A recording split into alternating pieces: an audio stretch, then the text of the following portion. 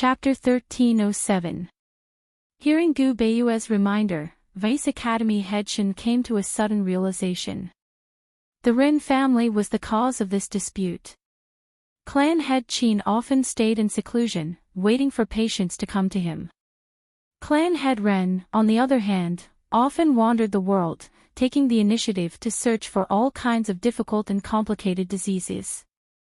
Clan head Ren had many unknown difficult and complicated diseases on his hands. For doctors of their level, treating those common and minor illnesses was a waste of time unless the situation was urgent. It was like using a sledgehammer to crack a nut. Therefore, they all hoped to challenge difficult and complicated diseases, both to treat and to research. As long as they collected a certain number of cases, they could propose a systematic treatment plan, repeatedly experimenting to form a paradigm. In the end, not only would they become the originator of a certain treatment, but they would also be written into medical textbooks and even medical history. It wasn't strange for this patient to be recommended to Clan head Qin. What was strange was that this patient had the courage to leave Clan head Qin and seek treatment at the Ren family's door. He even questioned Clan head Qin's medical skills. After all, Clan head Qin was a medical sage. Not to mention a poor old man who had no way to seek help, even a powerful person wouldn't dare to question the authority of the Qin family's patriarch. This old man was most likely instigated by someone. In today's medical city, apart from Gu Beiyue, only the Ren family dared to provoke the Qin family. It looks like Clan head Qin is going to suffer a big loss. Vice Academy head Shen said seriously. Generally speaking, there were two situations when a patient was transferred to another doctor. The first was when the doctor took the initiative to transfer the patient. The doctor would choose the best time to contact the new doctor based on the patient's condition and complete the handover. After the new doctor took over, the old doctor would assist for a period of time in order to prevent accidents and help the patient adapt. The second was when the patient questioned the doctor's skill and took the initiative to request a transfer. The new doctor could be recommended by the old doctor, or the patient could find the new doctor himself. However, the old doctor still had to complete the transfer. However, this old man's situation was different. This old man's condition was special, and Clan head Qin's treatment method was even more special. How could Clan head Qin be willing to tell his private treatment plan to Clan head Ren? Clan head Qin isn't stupid. He must have seen that the patient was found by the Ren family, Gu Beiyue said indifferently. There's nothing we can do even if we know. Now that we're in a dilemma, it's too late. Qin Min was extremely helpless. This move of the Ren family is really insidious. Nowadays, there are many people denouncing Patriarch Qin in the medical school. Moreover, this matter had already begun to spread.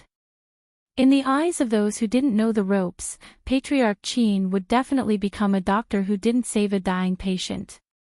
Should the Qin clan swallow his anger and hand over the treatment plan obediently? Or should he ignore the life and death of the old man and be cursed for not saving a dying patient and for having no medical ethics? In the end, the medical school would definitely punish Patriarch Qin severely. The three of them were silent and deep in thought. Since Gu Beiyue was not in a hurry, it meant that he had the confidence to save the patient. In this way, saving people was the most important task. How to use this opportunity to suppress the two patriarchs was the key. Qin Min sneaked a peek at Gu Beiyue.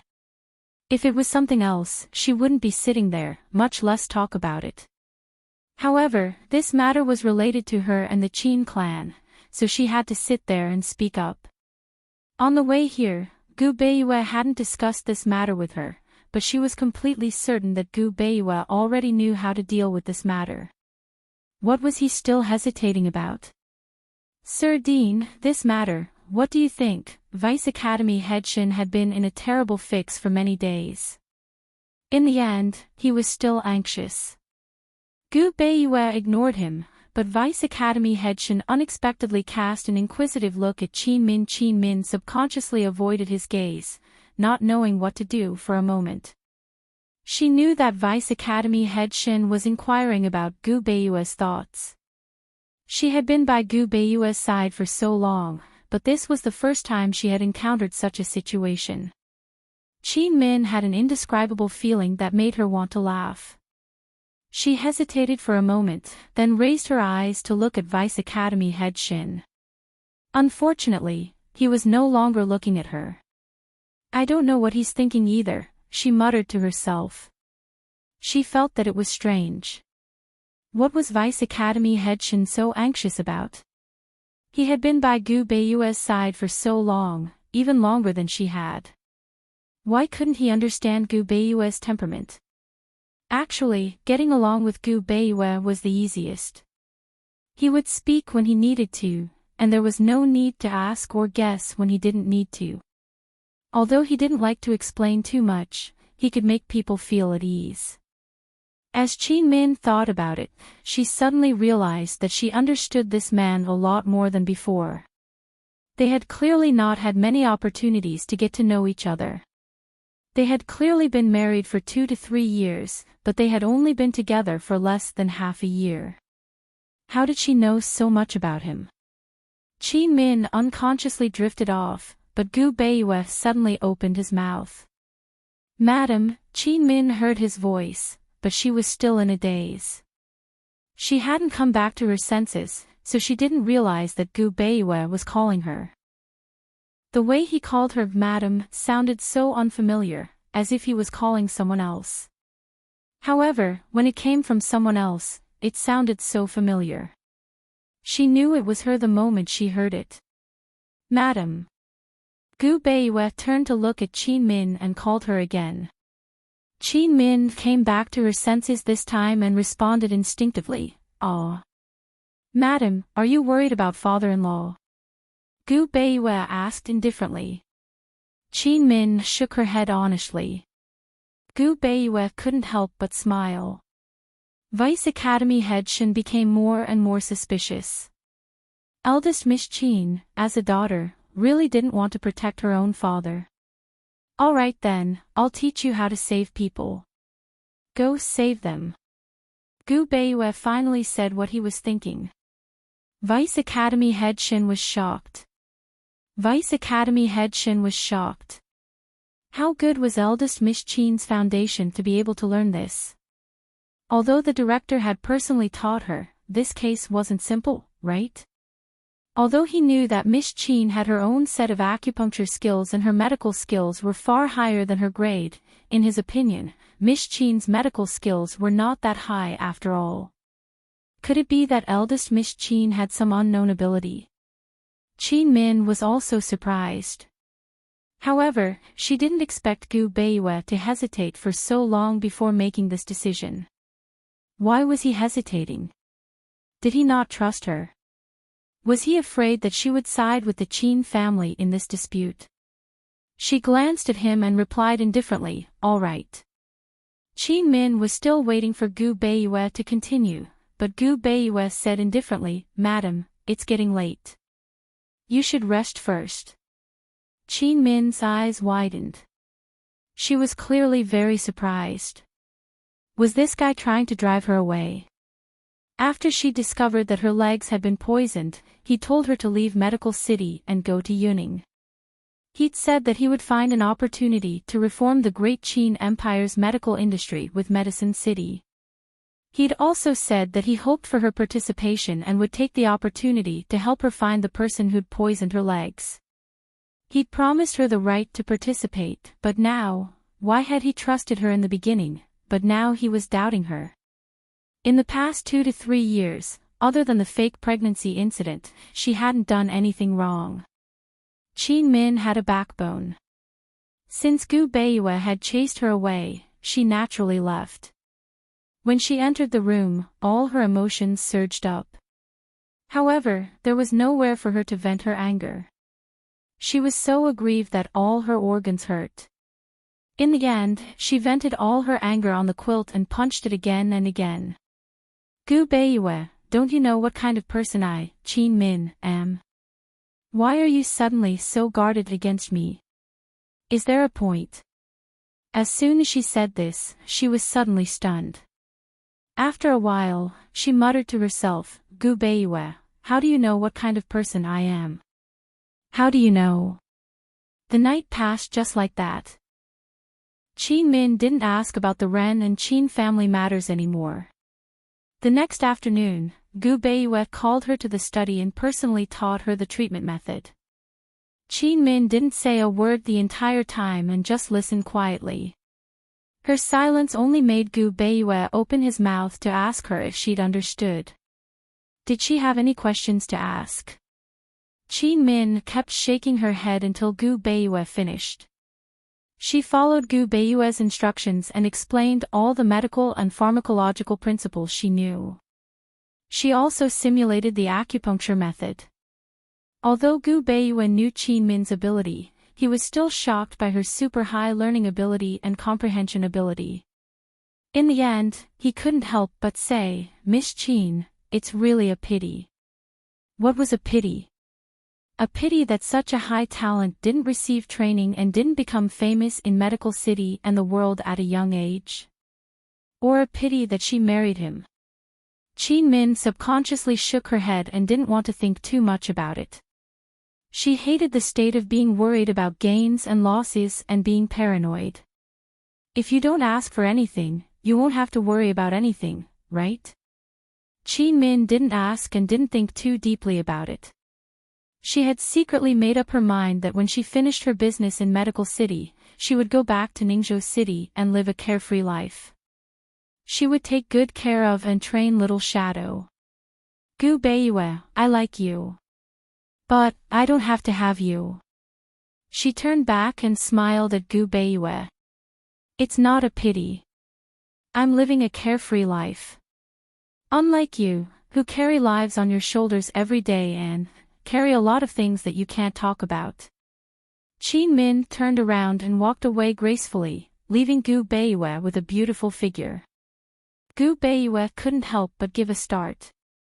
Suddenly, he felt a sense of familiarity, as if he'd returned to that moonlit night in Yuning. This woman had turned around just like that, her footsteps free and light. Yesterday, he pretended to think about it and deliberately asked her to leave. He wanted to break her heart. He would rather be the bad guy and make her resent him than make her think about him all the time. He clearly saw the hurt in her eyes last night, but it had only been one night. How could she smile at him like this and answer such a question? Qin Min, what kind of person are you? This was the first time Gu Beiyue thought about this question, but he didn't delve into it. In the afternoon, a group of young doctors from Medical City gathered at the Qin residence's gate to protest and denounce Master Qin. They demanded that Master Qin immediately save people, or they would leave Medical City forever. Gu Beiyue was discussing with Vice Academy head Shen about letting Qin Min save people. As soon as this matter came out, Gu Beiyue asked Qin Min to go to the Qin residence in place of her father to save people and quell public anger. Qin Min didn't know why Gu Beiyue did this or what his next plan was. She just did as she was told. Qin Min waited for less than an hour before Xiaoyao rushed back. She didn't even have guards and had Xiaoyao push her over. Chapter 1308. Qin Manor's main gate was completely surrounded. At the very front, there were 3 rows of people who were demonstrating. They were all young doctors from Medical City, and their medical skills weren't low. Behind them stood 4 or 5 rows of people. There were low-ranked doctors, ordinary citizens, and many family members who had sent their relatives to Medical City for treatment. They were discussing animatedly, and from time to time, they would protest in unison. At first, they were only denouncing Patriarch Qin, but later, they vented their anger on the entire Qin family. Even a few of the Qin family's famous doctors were scolded. Qin Min was wearing a light yellow dress, which was simple and elegant. In the summer, she gave off an indescribable sense of freshness.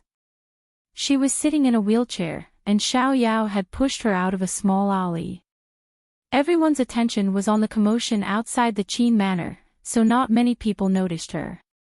Even if someone did notice her, it was because they were attracted by her beauty. They could only sigh that she was so beautiful, but she was a cripple. Everyone in Medical City knew that the Qin family's eldest miss was crippled, but few people knew that the Qin family's eldest miss was as beautiful as a flower.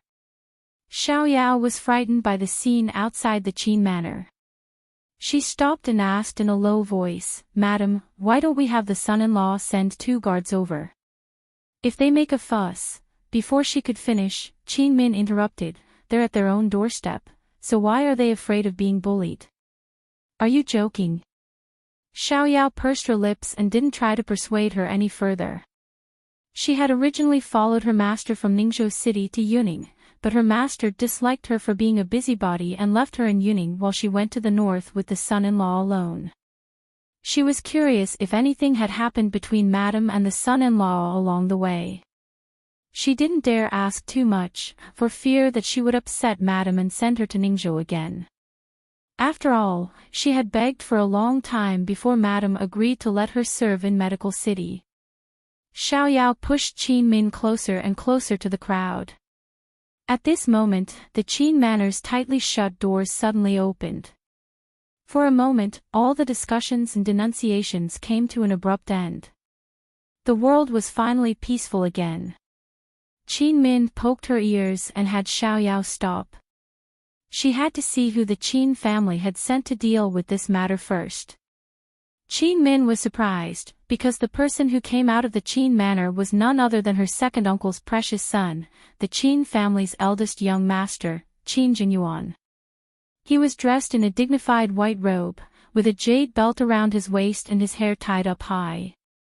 He stood loftily at the entrance with a serious expression.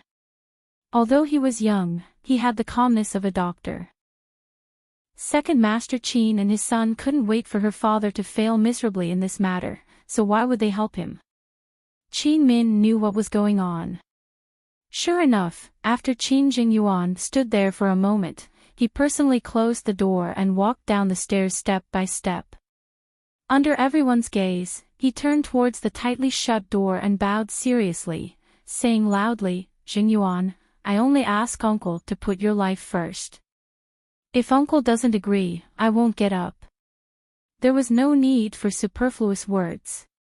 Just the 4 words, "Life is the most important," were enough to explain all the key points. Qin Jing originally said no, but she actually knelt down in front of the young doctors who were demonstrating. In an instant, the previously silent crowd erupted into an uproar. It's rare that there are still people in the Qin clan who are sensible. Patriarch Qin is a dignified medical sage. Yet, you're not as reasonable as a junior. In my opinion, Patriarch Qin is no longer fit to be the patriarch. It's better for him to give up his position as the patriarch. Otherwise, the Qin family's foundation will all be ruined in his hands. Patriarch Qin. First Elder Qin, even your own Qin family members can't take it anymore. Why aren't you showing your face? Don't be dragged out by your own Qin family members when the time comes. At that time, your old face will be stripped bare. There was a flurry of discussion. Patriarch Qin was a dignified patriarch of the Qin family, a dignified medical sage. Yet, he was being compared to a junior and was being belittled like that. This was simply the biggest joke and humiliation. However, the Qin family's main door was still tightly shut and didn't move an inch. "Madam, those people from the second branch might really be able to force Master out," Xiao Yao whispered. The more Qin Min heard this, the more she felt that something was amiss. She said seriously, "Xiao Yao, didn't I tell you not to call me madam? You're a maidservant of my maternal family. Why are you calling me madam?" Xiao Yao's way of calling her madam and master made Qin Min feel awkward no matter how she heard it. Xiao Yao was a maidservant of her maternal family. No matter whose madam she became, Xiaoyao still had to call her Mississippi. She really didn't understand why Xiaoyao was so used to calling her madam after calling her Miss for more than 10 years. Madam, what time is it now? Are you still fussing about this? Xiaoyao asked anxiously. Qin Min turned back and glared at her. Xiaoyao was still in a deadlock with her at first, but as Qin Min's big clear eyes slowly narrowed, Xiaoyao felt guilty and obediently changed her way of addressing her. Miss, what time is it now? Let's not be fussy about this, all right? Qin Min was finally satisfied and said, push me over. Although Qin Zheng was originally the most highly skilled in medicine among the younger generation of the Qin family, Qin Min had never taken her seriously. Xiaoyao continued to push Qin Min forward, but Qin Min was helpless and said softly, Xiaoyao, we're here to put on a show. Can't you shout a few times? Xiaoyao was still gloomy about the two forms of address and only recovered at this moment. Okay. As soon as she finished speaking, she suddenly shouted, ah! This loud voice not only frightened Qin Min, but also caused the small 100 people in front to turn their heads in unison in shock. When Xiaoyao saw that everyone had turned their heads, she pushed the wheelchair and ran forward like a madwoman. Move aside, move aside, move aside quickly. If you bump into someone, you won't be compensated. Move aside quickly. This is a matter of life and death, hurry and make way. If you bump into someone and lose your life, you'll have to bear the consequences. Quick! Quick! Quick! If you don't move aside, it'll be too late to save someone. A life for a life. Not to mention the crowd, even Qin Min herself was dumbfounded by Peony's words. What was she shouting about? Perhaps it was because Xiaoyao's shouting was effective or because the speed at which she was pushing the wheelchair was too frightening, but the crowd was very self-aware and quickly opened a path for the master and servant pair. They went straight to the main entrance of the Qin family. Even Qin Zheng, who had just left the harsh words of kneeling and not getting up, got up early and fled. When the wheelchair came to an abrupt stop, Qin Min almost flew out. Fortunately, she had the foresight to grab the armrest tightly with both hands. As soon as the wheelchair stopped, everyone around looked at Qin Min. Qin Min also swept her gaze over them, feeling extremely gloomy.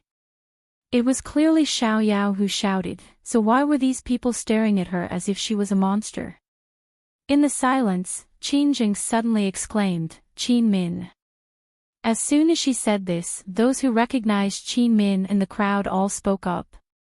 Isn't this the Qin family's eldest miss, Qin Min? This is the dean's wife, right? Why, when did the dean's wife come back? Those who didn't recognize Qin Min all felt that it was a pity. They didn't expect the most famous cripple in Medical City to be so beautiful. However, as they discussed, everyone wanted to know why Qin Min appeared here at this time. Was she here on behalf of her father or her husband? Those who could come here to protest were not friends of the Qin family and had always been hostile toward them.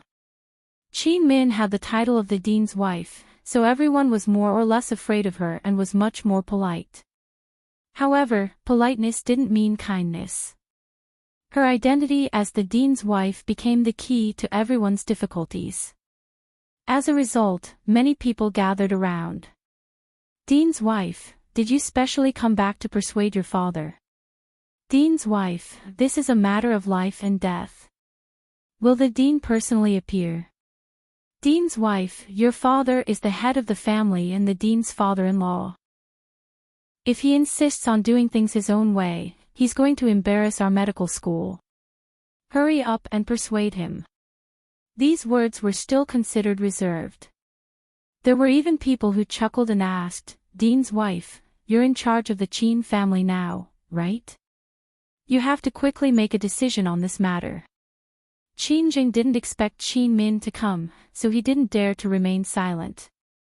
He walked over and called out, Sister, you're finally back. Hurry up and persuade uncle. Uncle listens to you the most. At this time, the Rin family members who were hiding in the crowd were waiting to watch a good show. So what if Qin Min could persuade Patriarch Qin? Now that things had escalated to this point, Patriarch Qin's reputation had long been ruined. Their goal had also been achieved. Moreover, when their master found and bribed that old man, he had already made it clear that even if Patriarch Qin tried to save him now, it would definitely be too late.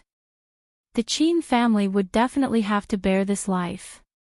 As long as the Qin family had this stain, so what if the Qin family was the dean's wife's family? The Qin family would never be able to make a comeback. Qin Zheng originally had Qin Zheng's sinister intentions, and the Rin family had their own schemes. Qin Min could see through them, so she couldn't be bothered with anyone. She was only here to do what Gu Beiyue had instructed her to do. She would leave the rest to Gu Beiyue. She opened her mouth and said exactly what Gu Beiyue had instructed her to say. She didn't add in any of her own opinions. She said, "Everyone, let's go back. If my father doesn't save him, I will.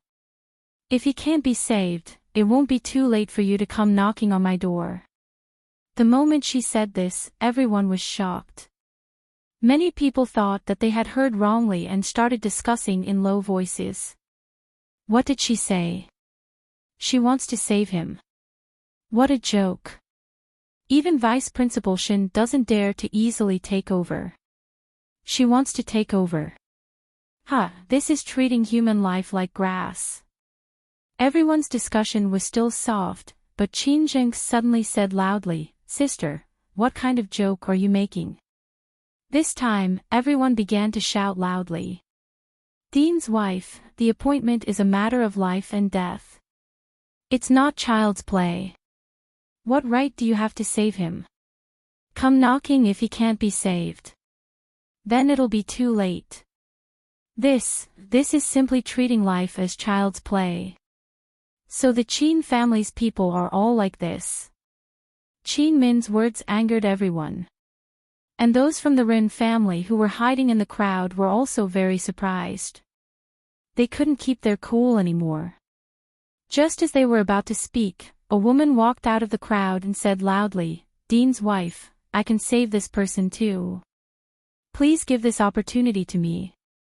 This woman was none other than the Rin family's fourth young mistress, Rin Yulan. Chapter 1309. Fourth young mistress Rin. Everyone present was surprised once again, including the people from the Rin family. What's wrong with fourth young mistress? Did master send her here? Can she really save him? Hurry, hurry. I'll keep an eye on her. You two should hurry back and tell master. The members of the Rin family were confused and anxious. Qin Min stared at fourth young mistress Ren in astonishment. Of course, Qin Min knew that fourth young mistress Ren was the most beautiful doctor in Medical City. Not only was she good-looking, but she was also very skilled in medicine. Fourth young mistress Ren was already quite famous. In the last medical competition, fourth young mistress Ren helped Gu Beiyue save people and became an honorary director of the medical school. Although she wasn't a director who was strictly recommended, she was still a special case that could be recorded in the medical school's history. After that, everyone knew that fourth young mistress Ren was Gu Beiyue's confidant. There were even rumors in Medical City that fourth young mistress Ren was very likely to become the mistress of the medical school and the wife of the dean. At that time, the Rin family became the #1 family in Medical City because of fourth young mistress Ren's fame after the Gu family fell. However, Gu Beiyue chose her in the end. As for her marriage with Gu Beiyue, many people speculated that Gu Beiyue was suppressing the Rin family. Although Qin Min knew about these things, she never thought much about it. After all, she and Gu Beiyue were husband and wife in name. These complicated matters belonged to Gu Beiyue alone and had nothing to do with her. She just wanted to leave the Qin family. At this time, Qin Min was surprised. Who asked fourth young Mistress Wren to come? Was it Patriarch Wren? Or fourth young Mistress Wren herself? Or Gu Beiyue? Fourth young Mistress Wren really had the ability to save people? Qin Min didn't know fourth young Mistress Wren's background, so she didn't speak easily. She only prayed in her heart that it wasn't Gu Beiyue who asked fourth young Mistress Wren to come. Qin Min didn't speak, so fourth young Mistress Wren said, "Madam Dean, my Wren family is also at fault. I'm here to save people and also to make up for my mistakes. Please help me." A complicated look flashed past Qin Min's eyes as she asked, "What fault did the Wren family have?" This time, the surroundings became even quieter. "My father shouldn't have rejected that old man's request to seek treatment from the Wren family." Someone from the Wren family couldn't help but interrupt fourth young Mistress Wren. "Fourth young Mistress, how is old master going to take over Patriarch Qin's treatment halfway? Even Vice Academy head Shin didn't dare to take over. No wonder master refused." Fourth young Miss Wren ignored him and continued, "Even if father can't treat him, he can still send the patient to Deputy Hospital Head Shin or the Council of Elders for consultation. His father only cared about being angry with the Qin family head and scolded him. He didn't pay attention to him and didn't even let him in. He made the old man kneel at the gate for an entire day. If this wasn't wrong, then what was? What's the difference between this and not saving a life?" As soon as fourth young Mistress Wren said this, the crowd fell silent. Everyone looked at each other in surprise. In this dispute, most of the blame was placed on the Qin family. Until now, no one had criticized the Wren family so harshly. They didn't expect that fourth young Mistress Wren, Patriarch Wren's favorite daughter, would personally stand up and say this. Not to mention the others, even Qin Min felt some admiration for her. Fourth young Mistress Wren's words truly showed that the sick person should be treated first. A doctor should treat the illness, not the person. Fourth young Mistress Wren looked at Qin Min and said seriously, "Madam, please grant my wish." It's rare for fourth young Mistress Wren to be so considerate. "As a daughter, I also want to atone for the Qin family's sins." The old man originally sought refuge with the Qin family first. "Let me do it," Qin Min said lightly.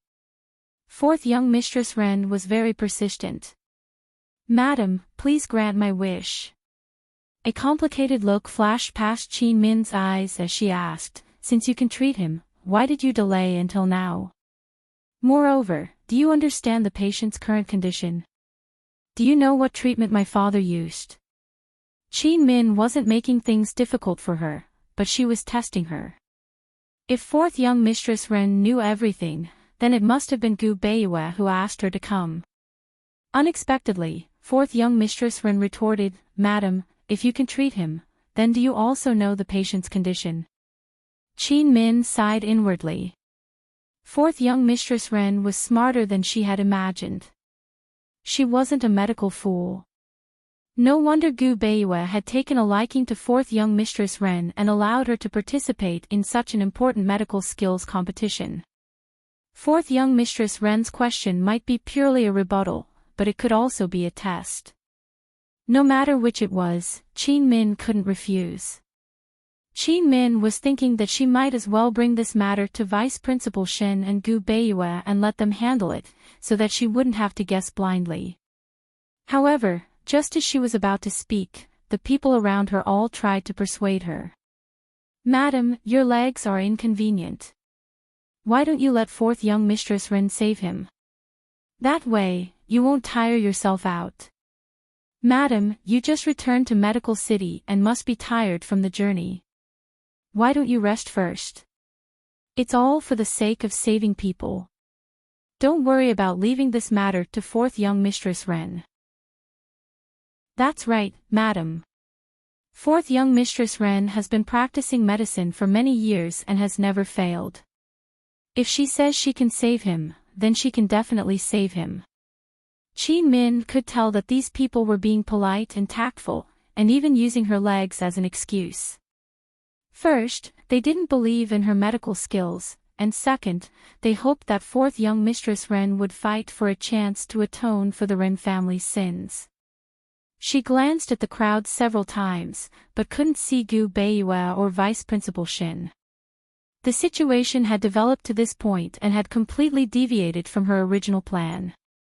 Should she step aside? Young mistress, why don't I ask the son-in-law before we make a decision? Peony asked. There's no need. This is such an important matter. He must be watching. Qin Min didn't give up and continued to look for familiar voices in the crowd. She hoped to see Gu Beiyue's eyes and tell her how to continue this farce. Unfortunately, she couldn't see anyone relaying the message. What should she do? The people around her kept calling her Madam Dean and trying to persuade her. They kept pleading for fourth young Miss Ren, causing Qin Min to have the misconception that this matter had nothing to do with the Qin family.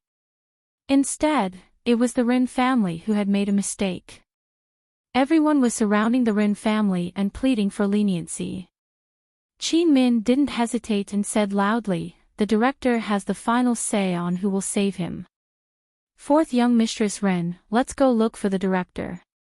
If Gu Beiyue wasn't around, then they would go. Everyone fell silent when Qin Min mentioned the director.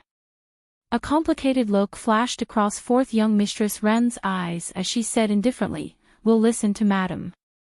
Qin Min and fourth young Mistress Ren went to the medical school with countless people following them. When Qin Min saw Gu Beiyue, she immediately shot him a look, asking if he was the one who had arranged for fourth young Mistress Ren to go. However, Gu Beiyue didn't respond. Qin Min was originally just puzzled, but Gu Beiyue's reaction angered her. Fourth young Mistress Ren repeated what she had just said and begged Gu Beiyue to give the Ren family a chance. Qin Min, on the other hand, remained silent and didn't say a word. Everyone looked at Gu Beiyue, waiting for him to make a decision. Only Qin Min lowered her head, her emotions unreadable. In the silence, Gu Beiyue didn't hesitate for long. He said indifferently, saving a life is more important than atonement. The person with a high rank can go with Vice Head Shin. The person with a high rank was naturally fourth young Mistress Ren. Fourth young Mistress Ren glanced at Gu Beiyue. This glance contained many days and nights of longing and longing. However, all of these feelings were just a glance at her. Thank you, Madam Director. She bowed and shifted her gaze away in the time it took for her to finish her sentence. Everyone looked at Qin Min, who still had her head lowered and didn't say a word. Qin Zheng, who was originally standing beside Qin Min, lamented in a strange tone, Sister, I thought brother-in-law would be biased towards you. Sigh. The patient was in the small room at the back door. Everyone was waiting for news from fourth young Mistress Ren. However, not long after, fourth young Mistress Ren suddenly rushed out with her hands full of blood. Sir Dean, quick! The patient committed suicide. For a moment, everyone was dumbfounded, including Gu Beiyue. However, Qin Min immediately raised her head and had Xiaoyao push her over. Xiaoyao immediately pushed her wheelchair and rushed madly to the back door, her speed much faster than when she was at the entrance of the Qin family's residence. Gu Beiyue was about to go over when more than 10 people from the Ren family surrounded him and blocked his way. In the small room, there was a dagger stuck in the patient's abdomen. The patient was bleeding profusely, and the situation was very urgent. Vice Head Shin could only stop the bleeding, not knowing what to do. Seeing that Qin Min was the first to arrive, Vice Head Shin was so anxious that he forgot his place and shouted, Quick, get the director here. Quick! Unexpectedly, Qin Min stood up from her wheelchair and rushed over, pulling Vice Head Shin aside. Get out and close the door. As soon as he finished speaking, Gu Beiyue reached the door and bumped right into Vice Academy Head Shin. Fortunately, Gu Beiyue held on, or else Vice Academy Head Shin would have tumbled to the ground. Vice Head Shin was about to speak when Qin Min began to rescue the patient. Xiaoyao shamelessly helped her and arranged all the needles Qin Min needed in order. Qin Min also used a method of searching for acupoints. It was similar to Han Yunxi's acupuncture technique, but also different. Han Yunxi detoxified the poison, while Qin Min treated the patient. Not only was Vice Head Shin stunned, but Gu Beiyue was also stunned. Not to mention Qin Min's acupuncture technique, just the effect alone was enough to stop the bleeding. After Qin Min stopped the bleeding, she circled around to the front and began to perform acupuncture on the old man's forehead and shoulders. Her speed was extremely fast, and Vice Head Shin felt as if fireworks were swirling around him. Gu Beiyue watched without blinking.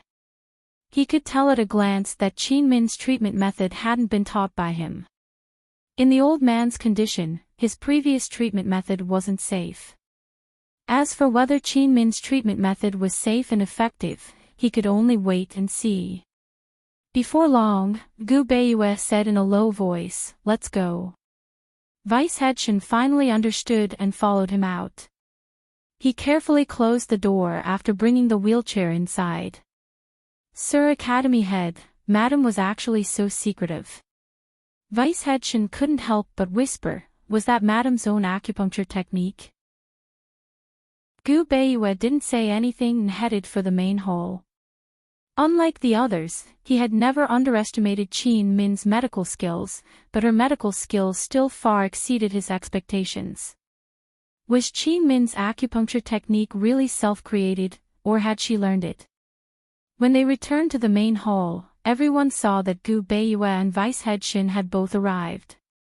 They gathered around, thinking that the rescue was over. Chapter 13:10. Sir Director, can we save the patient? Sir Director, this old man can't die. Sir Director, what's the current situation? Everyone crowded around Gu Beiyue, asking questions one after another. Fourth young Miss Ren hadn't even washed the blood off her hands.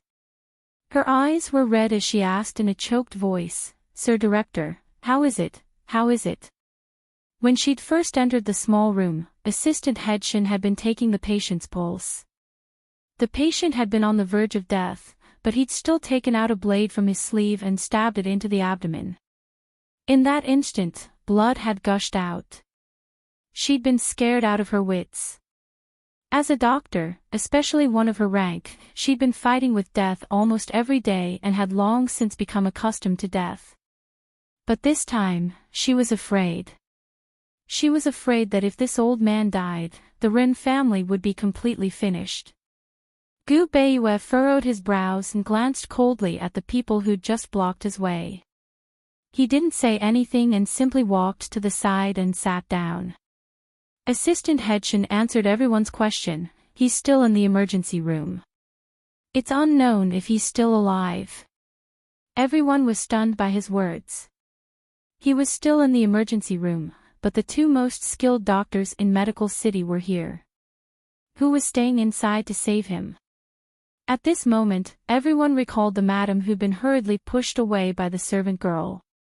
Could it be Qin Min? Everyone had their own guesses, but no one dared to ask.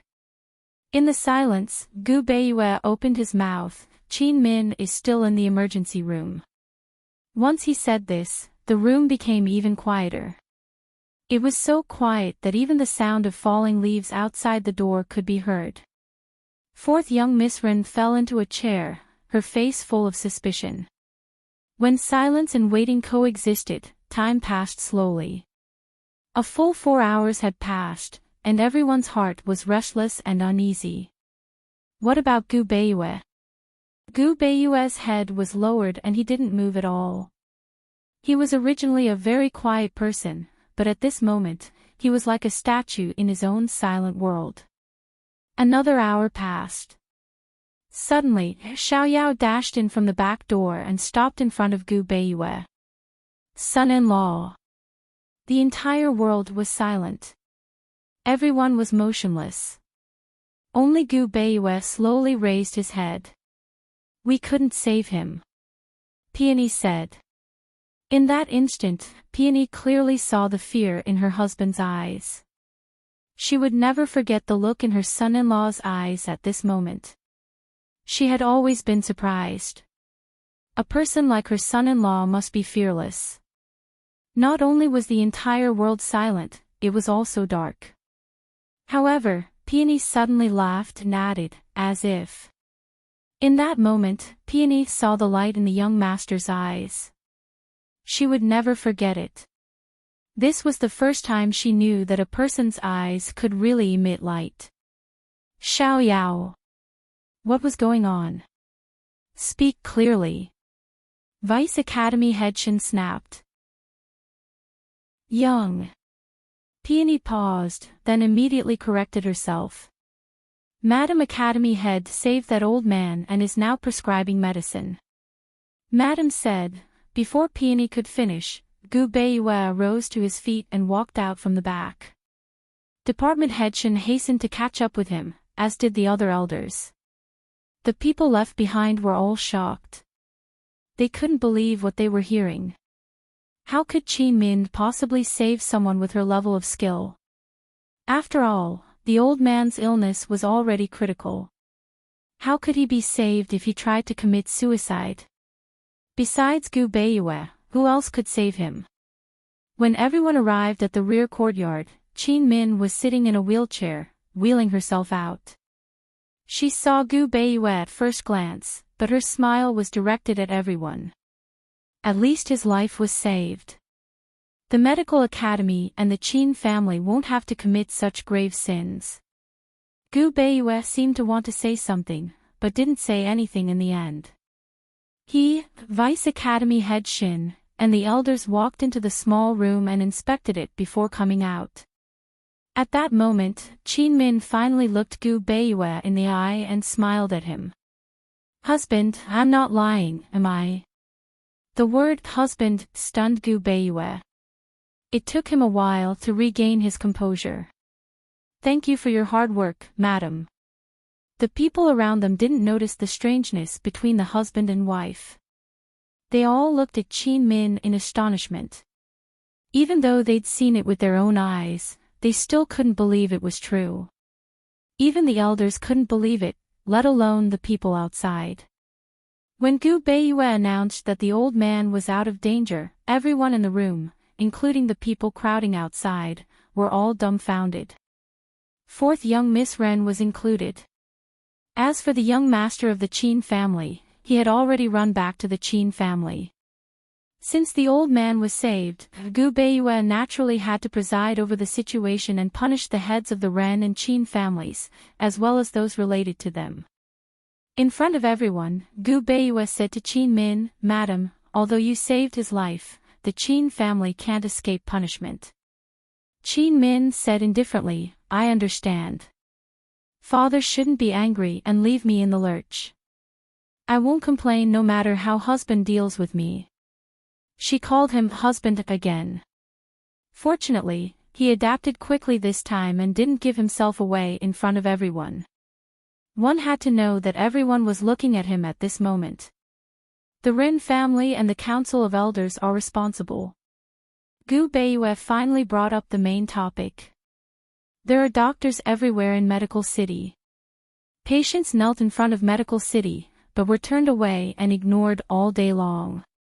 How did the Council of Elders manage things? How did the medical supervisor manage things? The upper part is not straight and the lower part is crooked. If you are already like this, then what about the other doctors? You only care about profit and leave people in the lurch. You treat human lives like grass. His Majesty's reports against Medical City and this director can be piled up to the sky. The more Gu Beiyue spoke, the angrier he became. Although he was acting, he was speaking from the bottom of his heart. After all, what he said was the truth. It had to be said that Gu Beiyue was very scary when he was angry. When that quiet face turned cold, it looked more and more like it was carved by God. No matter which direction you looked at it from, he was so handsome and cold. It was as if he was an emotionless deity who wouldn't show any mercy when his bottom line was crossed. No one had ever seen Gu Beiyue so angry and cold, including Qin Min. Qin Min was right beside him. When she turned to look at him, she wasn't afraid, but there was an indescribable feeling of unfamiliarity. For a moment, she couldn't tell if he was acting or if he was really like this. In the silent hall, Gu Beiyue's voice was cold and dignified, as if it had descended from the sky.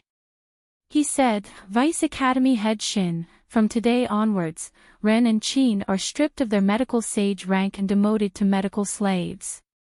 All practitioners will be demoted by 1 rank. As for the Council of Elders, it will be discussed." After Gu Beiyue finished speaking, he immediately got up and left. Qin Min didn't say much and had Xiao Yao push her back to her room. Once the two of them were far away, the crowd broke into an uproar and left one after another. Smart people could hear Gu Beiyue's best words: there was going to be a great upheaval in Medical City. 4th young Miss Ren was the last to leave. She didn't go back to the Ren residence, but went in the opposite direction. She went to a small clinic hidden in an alley. This was where Gu Beiyue secretly taught in the past. She was one of the few students he valued. If she really wanted to call him master, she should be calling him master. However, he didn't allow her to call him master, nor did he allow the other apprentices to call him master. Before, everyone called him Dr. Gu, but now they called him director. His former classmates were scattered all over Medical City and the Great Qin Empire. However, this small clinic hadn't been abandoned. She imitated him and secretly taught here. She took in people who were talented and kind, but couldn't enter medical school for various reasons. There were no classes today, so this place was empty. 4th young Miss Ren sat down in her old seat. She didn't know why, but tears streamed down her face. When she heard that he went to the Qin family as a matchmaker, she didn't even cry so miserably on the day of his wedding.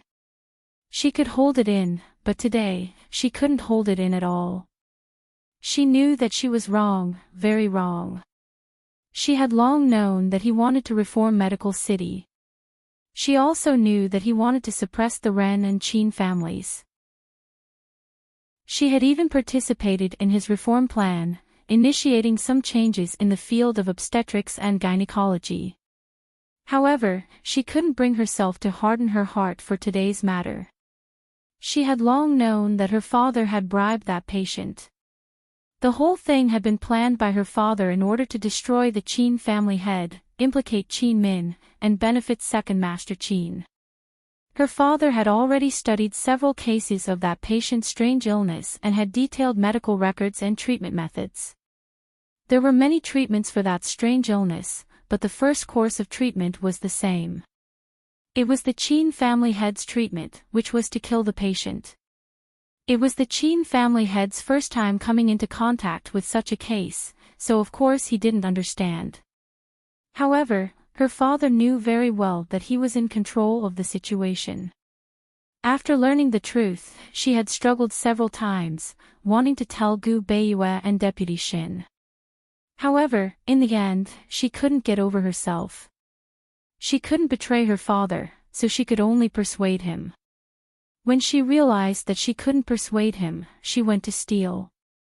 She stole her father's medical records to learn the treatment. When she heard that Qin Min could cure the old man, she panicked and stood up without thinking, wanting to steal this opportunity. She didn't want to make things difficult for Qin Min, but she could guess that everything Qin Min had said and done was arranged by Gu Beiyue. She knew that he was going to take action and use this opportunity to get rid of her father. She was so panicked that she lost all reason. She only wanted to do her best to redeem herself and atone for her sins before being sentenced. While 4th young Miss Ren was immersed in her own remorse, a long blade suddenly flew in from outside and landed at her feet. 4th young Miss Ren recognized it at a glance. It was the same blade that the old man had used to commit suicide. She subconsciously looked up and saw Gu Beiyue walking in with a cold expression.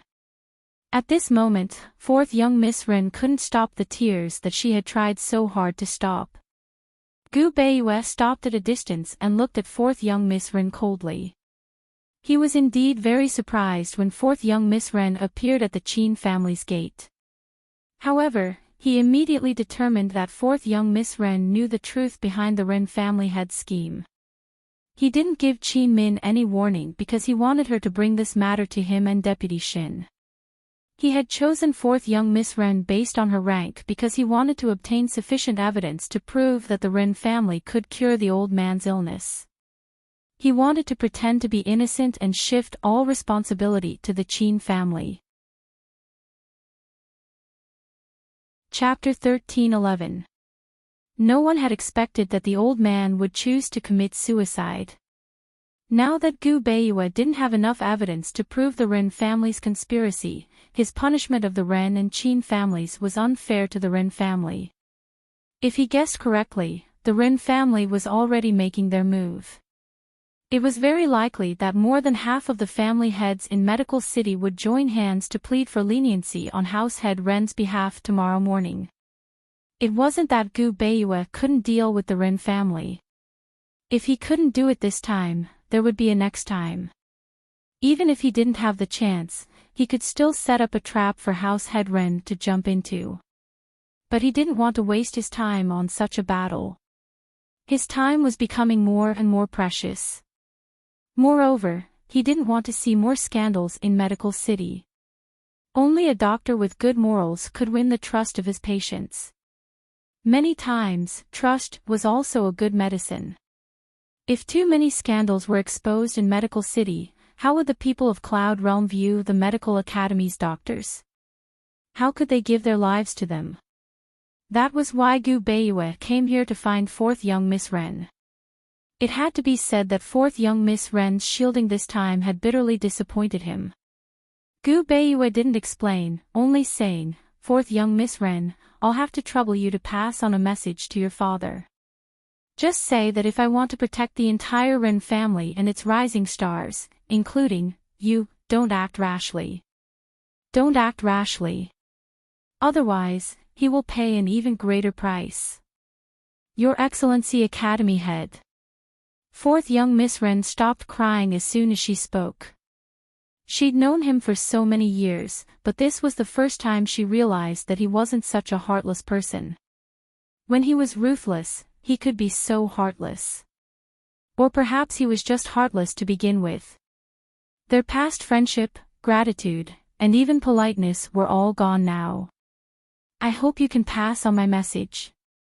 Gu Beiyue turned to leave after saying this, but fourth young Miss Ren chased after him and sobbed, "Your Excellency Academy Head, I know my wrongs." Gu Beiyue circled around her and continued to leave. Anxious, fourth young Miss Ren grabbed his arm and said, "Your Excellency Academy Head, I'll definitely pass on your message. I only have one question for you. How long have you known Qin Min?" He had always thought that she, like most people, thought that he had married the crippled Qin Min in order to support the Qin family and fight against the Ren family. He wasn't restricted by the other members of the Qin family. She had always stubbornly believed in it. Perhaps this was the reason why she didn't break down in tears on his wedding day. However, Qin Min's medical skills were far beyond her imagination. Although she was unwilling to admit it, she had to admit that Qin Min's medical skills were almost on par with hers. Why was Qin Min so secretive? Did he already know about Qin Min's true capabilities? How long had they known each other? Perhaps, all the questions could be summed up in one thing: did he really want to marry Qin Min? Gu Beiyue did not turn around and only said, "Fourth Miss Ren, it is improper for men and women to touch each other. Your question is a private matter, so it's inconvenient for me to answer. Please forgive me." He was still polite and courteous, but fourth young Mistress Ren felt extremely distant. She would rather have him lose his temper, be impatient, or reprimand her than to feel so distant.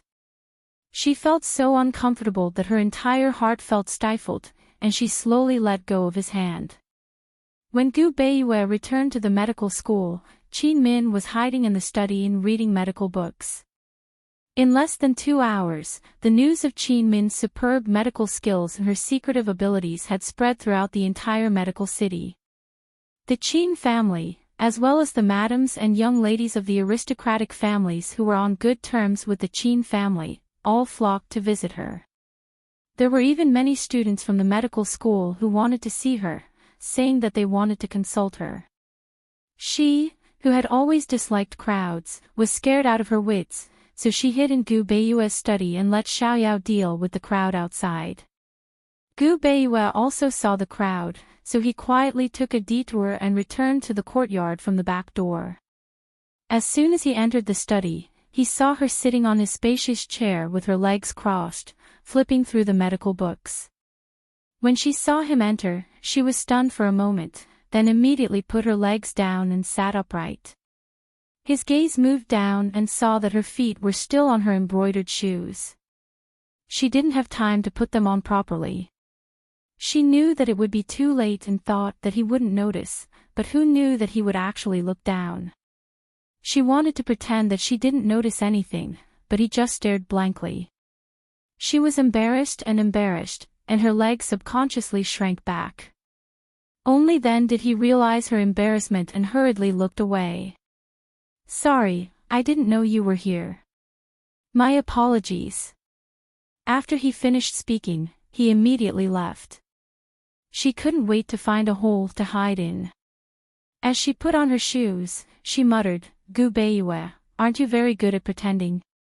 Can't you just pretend that you didn't see it?" As a doctor, Gu Beiyue had seen a woman's bare feet and legs before, let alone a woman without shoes. He had seen Qin Min's calf a few times and even helped her apply medicine. The reason why he was stunned was not because of her feet, but because she had taken off her shoes and was sitting on the chair. Was this dignified, proper, and cultured eldest miss always like this in private?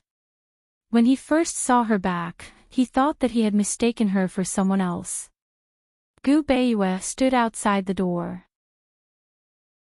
He didn't know when Qin Min had put on her shoes, but he didn't dare to go in again.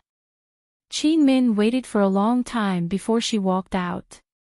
Gu Beiyue had already regained his usual calmness, as if nothing had happened. He invited Qin Min to sit in the courtyard. When it came to embarrassing matters, as long as one party wasn't embarrassed, the other party would also be at ease. Qin Min had also regained her usual quiet and gentle demeanor. She was a completely different person from the person who was lazily sitting on the chair and reading a book. "Eldest Miss Qin, your medical skills have surprised me." Gu Beiyue went straight to the point. He was surprised and curious. That set of acupuncture techniques is, the Qin family had a few sets of acupuncture techniques that were not taught to outsiders, but it was definitely not Qin Min's set. What he wanted to ask was who taught Qin Min this set of acupuncture techniques. "I extracted the essence of the Qin family's 10 sets of acupuncture techniques and created them with severe injuries." Qin Min didn't hide anything. Gu Beiyue was shocked. He knew that Qin Min wouldn't lie, and there was no need for her to lie. If Qin Min had created this set of acupuncture techniques, then her medical attainments would be even higher. Her future achievements would be immeasurable. Seeing that Gu Beiyue didn't say anything, Qin Min hesitated for a moment before she asked faintly, "Grand Tutor Gu, I didn't spoil your plans in my eagerness to save someone, right?" Gu Beiyue knew that Qin Min was referring to him and fourth Miss Ren. Fourth young Mistress Ren suddenly appeared and accused her father. Fourth young Mistress Ren claimed that she could cure that strange illness. Third young Mistress Ren had chosen fourth young Mistress Ren. Based on these 3 points alone, not to mention Qin Min, even other people would guess that fourth young Mistress Ren was instructed by him. Gu Beiyue wanted to explain, but Qin Min said faintly, "Grand Tutor Gu, I didn't understand the situation. I just thought that since I promised you to save someone, I had to do it no matter what." If I spoiled your plans, I hope you can forgive me. Please convey my apologies to 4th Miss Wren. Gu Beiyue looked at her and suddenly felt an indescribable feeling in his heart. Before he could speak, Qin Min stood up. She was still so polite and calm, as if no one could disturb her quiet little world. Grand Tutor Gu, if there's anything else, feel free to let me know. I'll take my leave first. So speaking, Qin Min turned to leave. Gu Beiyue watched her retreating form as his eyebrows creased. His dark eyes flickered with a trace of heartache. However, he didn't chase after her or explain himself. It was a misunderstanding, right? He didn't want to find an opportunity to deliberately reject and hurt her. He muttered to himself, Qin Min, the matter at Medical City is over. You should go back to Yuning. Maybe you'll be happier there. Qin Min walked away confidently, but she was counting. She was waiting. She was counting how many steps she had taken. She was waiting for him to catch up with her and explain to her about 4th Miss Wren. He had acquiesced to her probing, which meant that he had arranged for 4th Miss Wren to do what she did.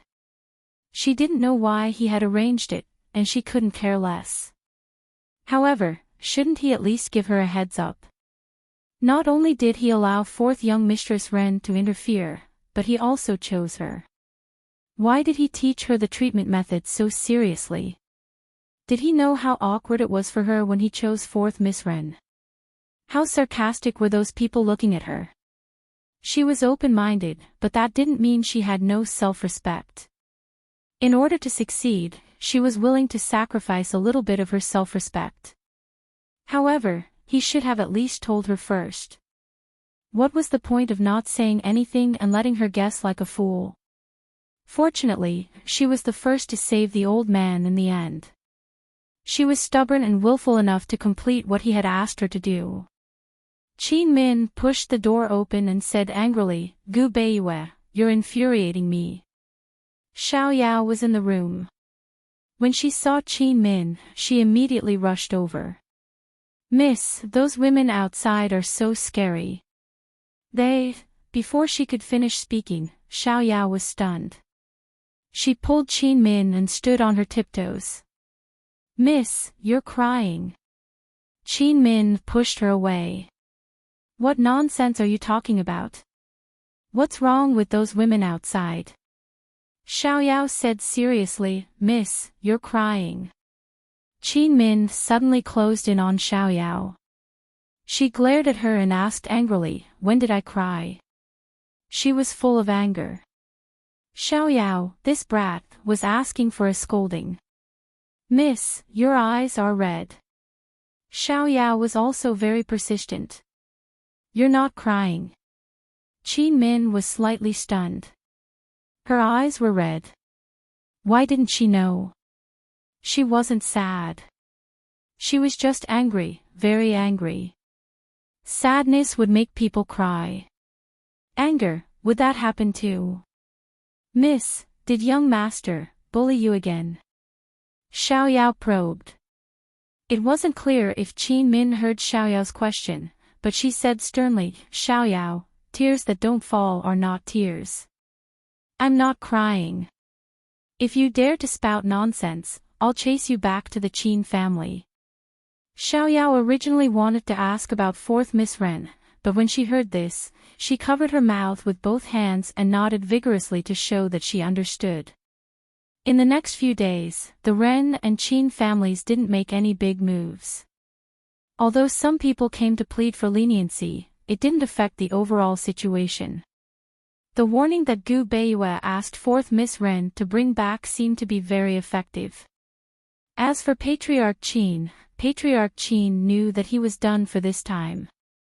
He didn't lose to the Wren family, but to Gu Beiyue, his son-in-law, and he was willing to accept it. Although Gu Beiyue's punishment was severe, it didn't meet with any resistance from the various families. Therefore, it had a great deterrent effect on the medical world. This was extremely helpful for Gu Beiyue's next few reforms. When this matter reached Long Feiyi and Han Yunxi's ears, Long Feiyi said that Gu Beiyue's methods were gentle violence. A few days later, Vice Academy head Shen personally carried out the punishment for the Qin and Ren family heads. Both family heads were demoted to medical slaves. The so-called medical slave was a doctor who had no personal freedom and was forever locked in prison to treat the prisoner's illnesses. Before they were sent to prison, the two family heads were temporarily imprisoned in Medical City's prison. Patriarch Qin requested to see Qin Min. Chapter 13:12. Gu Beiyue told Qin Min about Master Qin's request to see Qin Min. Qin Min bowed and said seriously, "I'll listen to the director's arrangements." An indescribable feeling of unfamiliarity washed over him.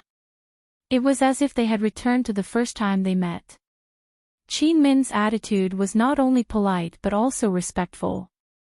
Gu Beiyue did not realize that he had inadvertently furrowed his brows. He said, "Miss Qin, it's only right for you to see your father." "Thank you, Director." Qin Min stood up and added, "Father just wants me to plead for leniency." "Don't worry, Director. Qin Min knows her limits." Gu Beiyue was silent for a while before saying lightly, "It's fine as long as you know your limits. Go." Qin Min bowed again and left. No matter how close a person was, they would become strangers in the time it took to say harsh words. Moreover, they were not close. His back was facing the door. She walked out of the door and brushed past him. Qin Min did not turn back, but Gu Beiyue did. He looked at Qin Min's gradually disappearing figure and sighed unconsciously. After bumping into her in the study that day, they had not seen each other.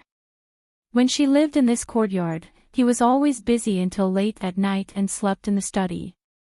Today, when they met, she was even more polite than that day and even seemed distant. He knew that she was still angry. Anger would turn into forgiveness, and also into despair. He was waiting for the latter. Qin Min had the title of the director's wife, so it was easy to order people around in the medical school's prison. She ordered someone to change her father's cell to a more comfortable one and send him hot food. She originally thought that her disappointing younger brother would come to the prison.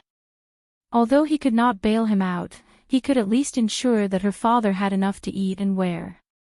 Unfortunately, her disappointing younger brother didn't come, and even her sisters didn't come. If she didn't remember wrongly, just yesterday, her younger sisters had come to ask for an audience, but Xiao Yao had turned them away. She sat in the wheelchair and quietly watched her father wolf down his food. It was not that the prison did not provide 3 meals, but her father had been pampered since he was young. How could he get used to food? Her heart was stifled, but she did not show her emotions. After filling his stomach, Qin Fengli opened his mouth and said, "Min Fer, since you're willing to come and see me, I have no more regrets in this life." One had to know that ever since Gu Beiyue sent people over to ask for her hand in marriage, he had been constantly asking his daughter for this and that. After his son and daughter got married, his secret letters never stopped. He wanted his daughter to fight for the benefits of the Qin family in front of Gu Beiyue.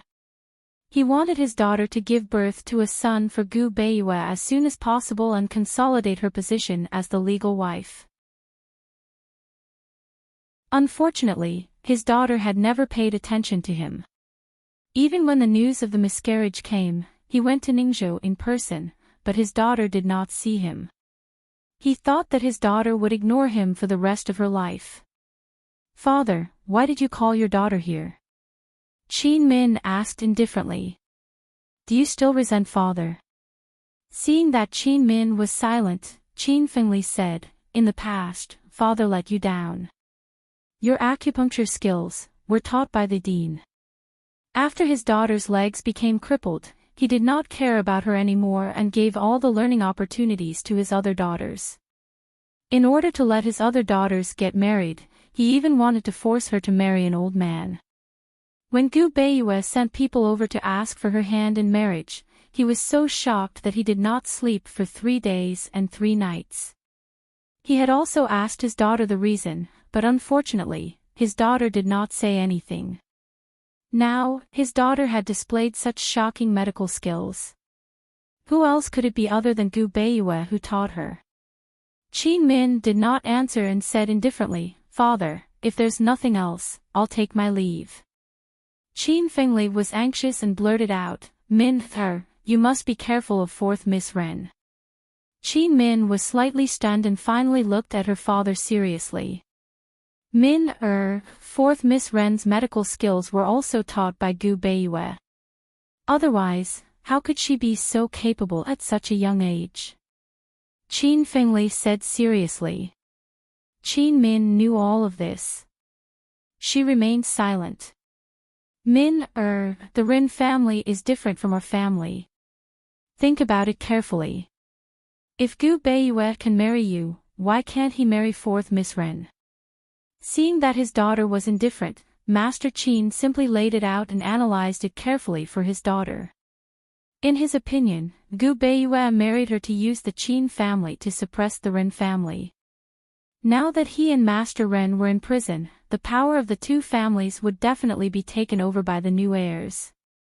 From the Qin family's point of view, Qin Min, as the elder sister, would definitely support her biological younger brother.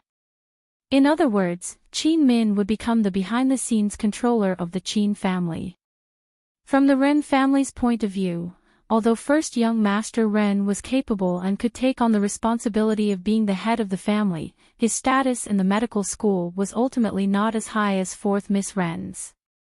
In other words, first young Master Ren would have to listen to 4th Miss Ren in everything.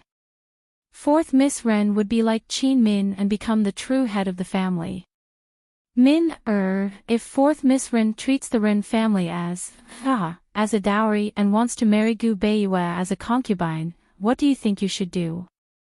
Qin Fengli asked softly. Qin Min still didn't speak. Qin Fengli paused for a while before he revealed his true purpose. Min, you can't lose the Qin family. Without the Qin family, what will you use to compete with 4th Miss Ren in the future? Qin Min finally understood her father's meaning.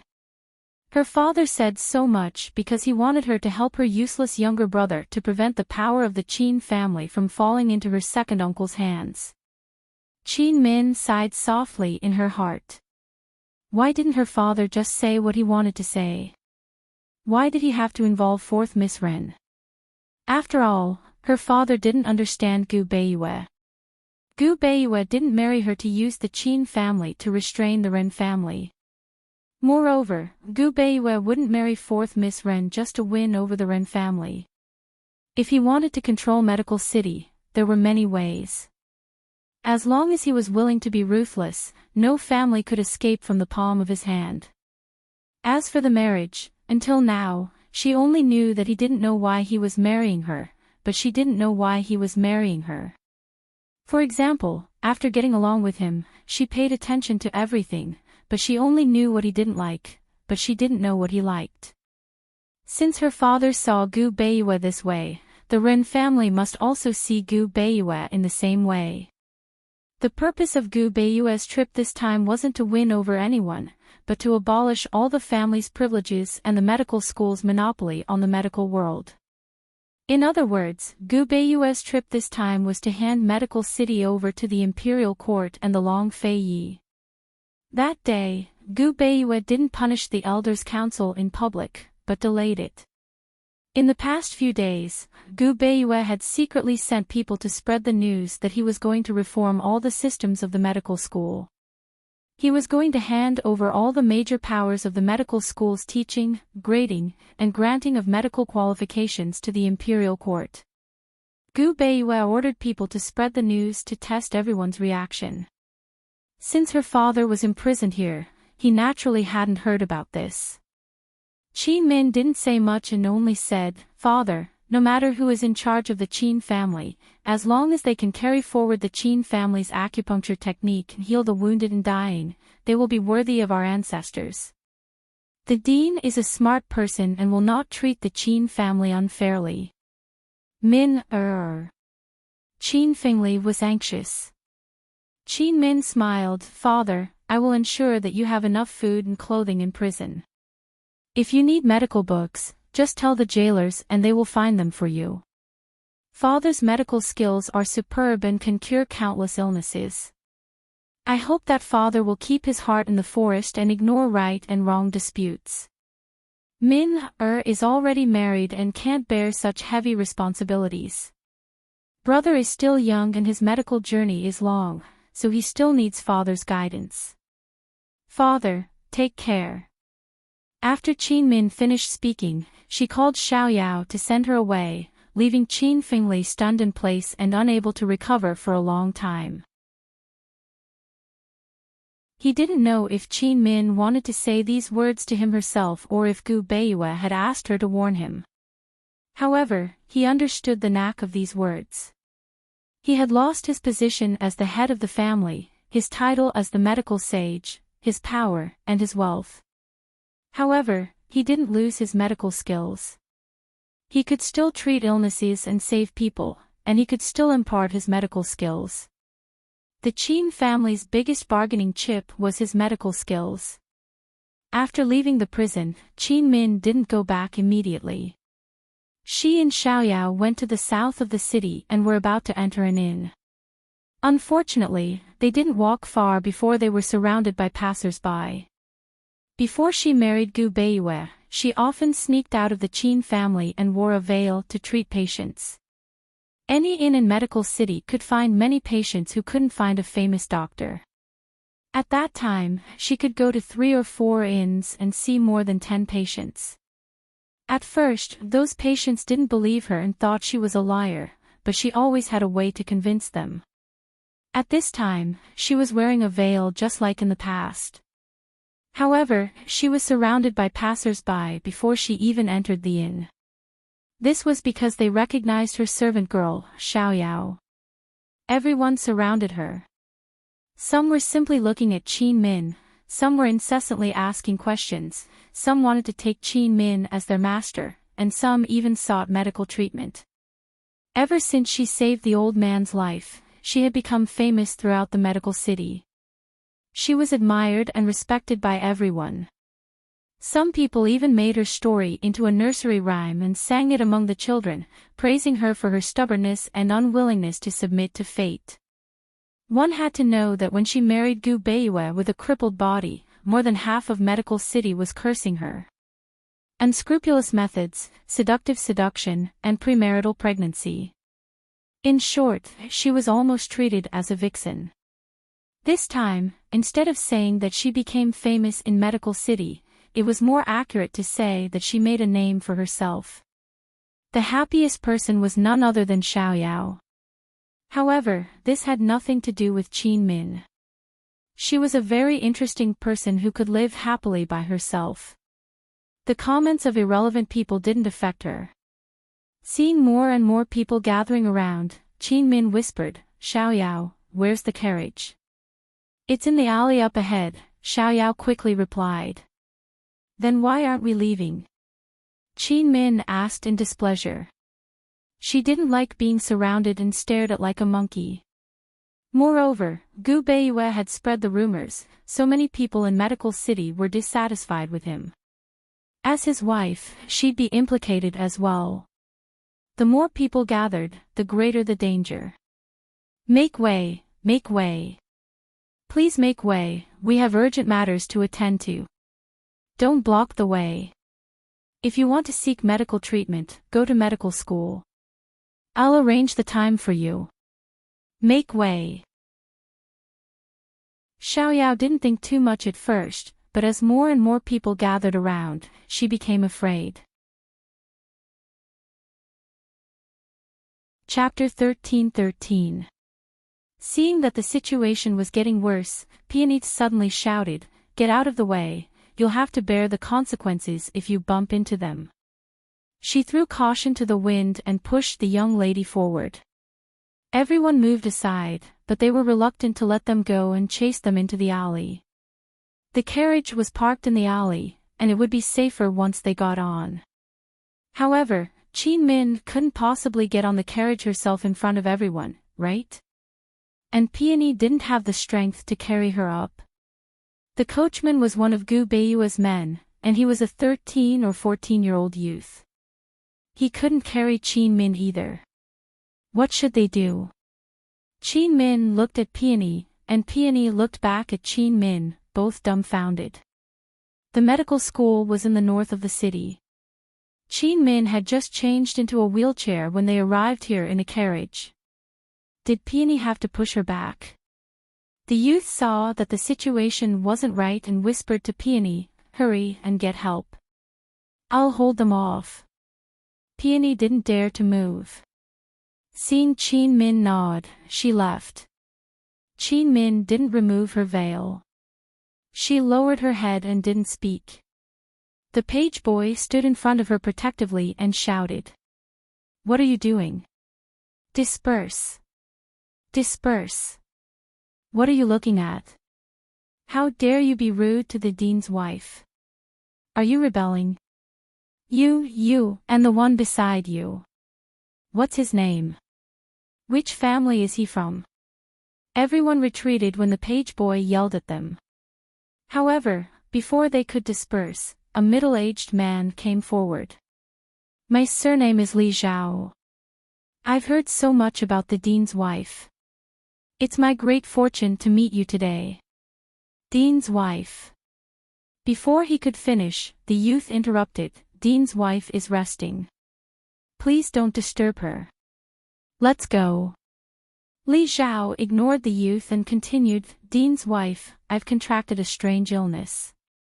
My heart hurts every day, and I can't eat or sleep at night. I beg the dean to be kind and take a look at me."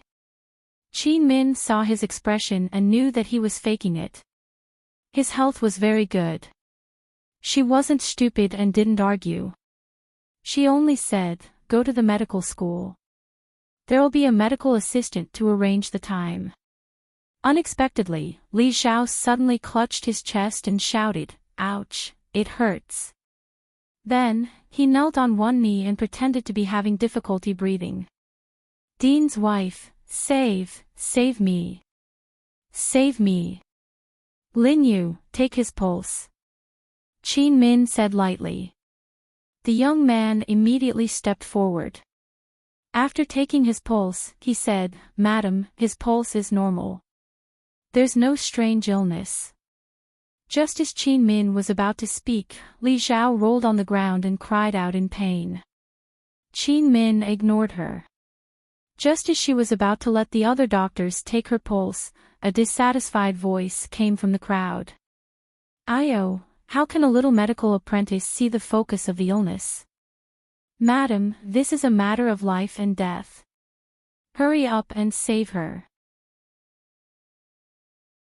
"That's right, Madam Dean, you can't learn from your father and leave him in the lurch.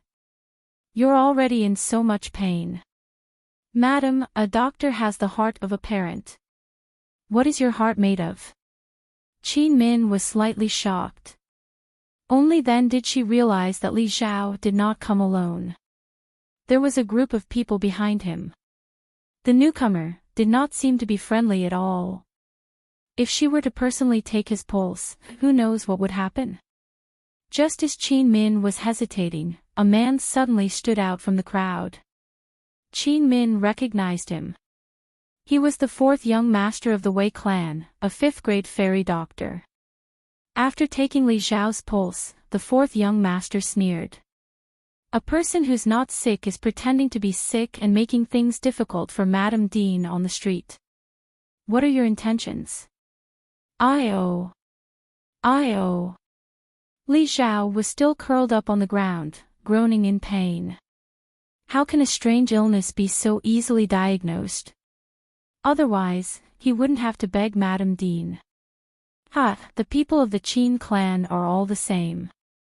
If Sir Dean finds out about this, he can't play favoritism and play favoritism for Madam Dean. He's already in so much pain. Madam Dean, please do a good deed and quickly take a look." Li Zhao's accomplices kept talking. Some were accusing others, some were pleading, and they soon incited the people around them. Qin Min had no way out. She made a prompt decision. Bring him over. Let me take a look. Quick. If they wanted to put on an act, she would accompany them to the end. A few men hurried forward to help and carried Li Xiao over to Qin Min. After taking his pulse, Qin Min was shocked. "Oh, he's really sick." As she spoke, she took out the gold needles that she always carried with her. "I'll perform acupuncture now. The more painful it is, the more effective it will be. If you want to live, you have to bear with it." A wretched look flashed across Li Xiao's eyes as he said, Thank you, Madam Dean." Of course, he knew that Qin Min was beating him at his own game and wanted to torture him. His superiors had already made it clear that he was not here to make things difficult for Qin Min. He was here to humiliate Qin Min and Gu Beiyue. Gu Beiyue wanted to hand the medical school over to the imperial court. If he did not pay the price, did he really think that the major clans were so easy to bully? Just as Qin Min was about to perform the acupuncture, Li Xiao suddenly broke free from the people who were supporting him. He shouted, "Ouch!" and pounced on Qin Min. Qin Min then realized Li Xiao's real motive. She could not dodge in time and was so frightened that she closed her eyes. However, after waiting for a long time, Li Xiao did not pounce on her. The originally noisy surroundings instantly quietened down. It was so quiet that she could hear her own thumping heartbeat. What was going on? Qin Min carefully opened her eyes and saw the side profile that she was most familiar with. The contours of this side profile were perfect and impeccable. He was so close to her that she could see his eyelashes. They were long, dense and black. They were extremely beautiful. This side profile gave people an incomparably silent feeling as usual.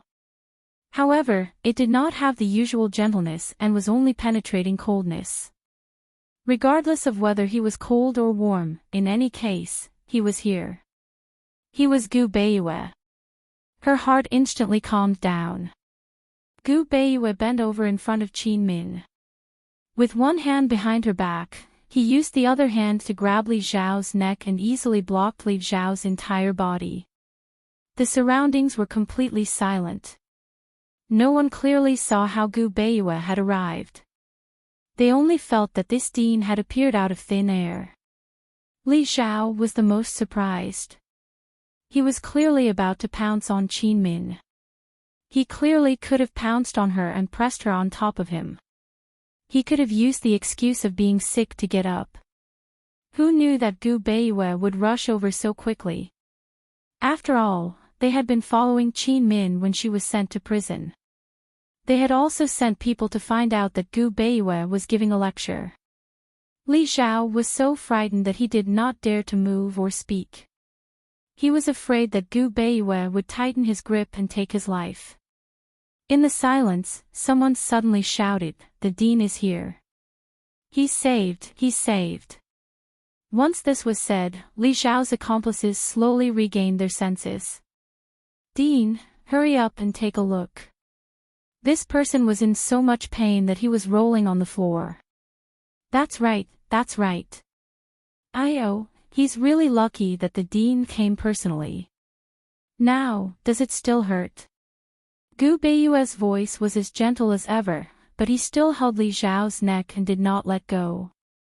Li Xiao did not dare to answer, nor did he dare to look into his eyes. He was so frightened that he almost wet his pants. With Gu Beiyue's actions, everyone present could basically see that something was wrong. Li Xiao's accomplices actually did not give up. One of them actually asked directly, "Dean, are you saving a life or killing a person?" Gu Beiyue turned around and looked over. He asked calmly, "Saving a person. There's a pulse on the neck. Eldest young Master Qin, you're a 4th-rank doctor. Don't you know this common knowledge? In my opinion, you should start learning again as a medical apprentice." Who evaluated your medical skills? Later, I'll have to ask them properly. That eldest young Master Chen's eyes widened, and he was speechless. He did not expect Gu Beiyue to know his background, and even more did not expect that Gu Beiyue would answer with the words, "There's a pulse on the neck." Eldest young Master Chen's medical skills were basically going to be crippled, and he would even implicate the person who gave him the medical skills. For a moment, everyone else shut up. Everyone could see that Gu Beiyue was angry. Gu Beiyue's slender fingers lightly touched Zhou Zhao's pulse. He said calmly, "It's indeed a strange illness that my wife can't treat. I'll personally treat you and guarantee that you'll be cured within 3 days." His voice was always calm and clear. No one could hear any emotion from it, but it was enough to send chills down one's spine. Li Zhao's legs turned to jelly. Gu Beiyue let go of him and said calmly, "Men, take him back to the medical school and take good care of him." Li Zhao finally could not take it anymore. He fell to his knees with a thud. "Dean, this little one knows his mistake. This little one was ordered by someone. I beg Dean to spare my life." The surroundings were quiet, and Li Zhao's pleas were especially loud. Gu Beiyue did not look at him. Instead, he turned to look at the crowd. A hidden dart flew out from that direction, and its target was Li Zhao. There was no doubt that the person behind this was going to silence him. Gu Beiyue watched quietly. As the darts drew near, he suddenly kicked Li Zhao aside and used his other hand to send the darts tumbling back to where they'd come from. The dart hit the culprit's shoulder, and the culprit was so shocked that he turned around and fled. Gu Beiyue ignored him, but the guards who came with him had already chased after him. Everyone present finally understood what was going on, and no one dared to make a sound. Li Zhao was also scared silly and allowed the guards to take him away. Qin Min witnessed everything and sighed in her heart. She did not dare to imagine what would have happened if Gu Beiyue had not arrived in time. Gu Beiyue turned to look at her and said gently, "Madam, you must be frightened." It had been a long time since she heard him call her madam, and Qin Min was a little startled. She felt that he was not calling her. Gu Beiyue did not say anything and leaned over to hug her. Whenever he came close, she would become nervous, whether it was the first time or now. He placed one hand on her knee and the other on her back. She was sitting in a wheelchair, and her hands were still restrained. It was difficult for him to carry her. He tried a few times, but to no avail. Under the watchful eyes of the crowd, he could only whisper in her ear, "Eldest Miss Qin, I'll carry you to the car. Sorry for the offense." Qin Min's body was as tense as a rock. Her previous anger was all gone, leaving only nervousness. "Thank you for your trouble," she said, but she still did not move. Gu Beiyue had no choice but to whisper again, "Eldest Miss Qin, please lift your hand." Qin Min finally understood what he meant and hurriedly lifted her right hand. Gu Beiyue's hand passed under her right hand and held her back. Only then did he find some strength to carry her into the carriage. This scene made all the women present envious. This was probably the first time anyone had seen Gu Beiyue so intimately with a woman, right? All along, everyone had regarded the title of Madam of the Dean as a symbol of honor and status. But at this moment, everyone realized that the title of Madam of the Dean was equivalent to Gu Beiyue's woman. Gu Beiyue also sat in the carriage and ordered calmly, "Lin Yu, return to the medical school." Chapter 13-14. Under everyone's watchful eyes, the carriage slowly drove towards the medical academy. Inside the carriage, Gu Beiyue sat on the left while Qin Min sat on the right. The two faced each other, but both of them lowered their heads in silence. Gu Beiyue sighed inwardly, but he still spoke in the end. "Eldest Miss Qin, this matter has implicated you. Since I've taken on the title of Madam Dean, should bear this burden. It's not considered a burden, Sir Dean, you don't have to feel guilty, Qin Min replied. The title of Madam Dean seemed to be a status of power to both of them. It had nothing to do with feelings or their relationship. Fortunately, Xiaoyao ran quickly, Gu Beiyue said lightly. Qin Min only nodded. The two of them resumed their silence. Before the carriage reached the entrance of the medical academy, Qin Min saw Xiaoyao waiting at the entrance from afar. When Xiaoyao saw that they had returned, she dashed over. Her speed and momentum frightened the horse. The horse raised its head and neighed incessantly. Fortunately, Lin Yu was experienced and steadied the horse in time. Miss, are you all right? Son-in-law. Where's son-in-law?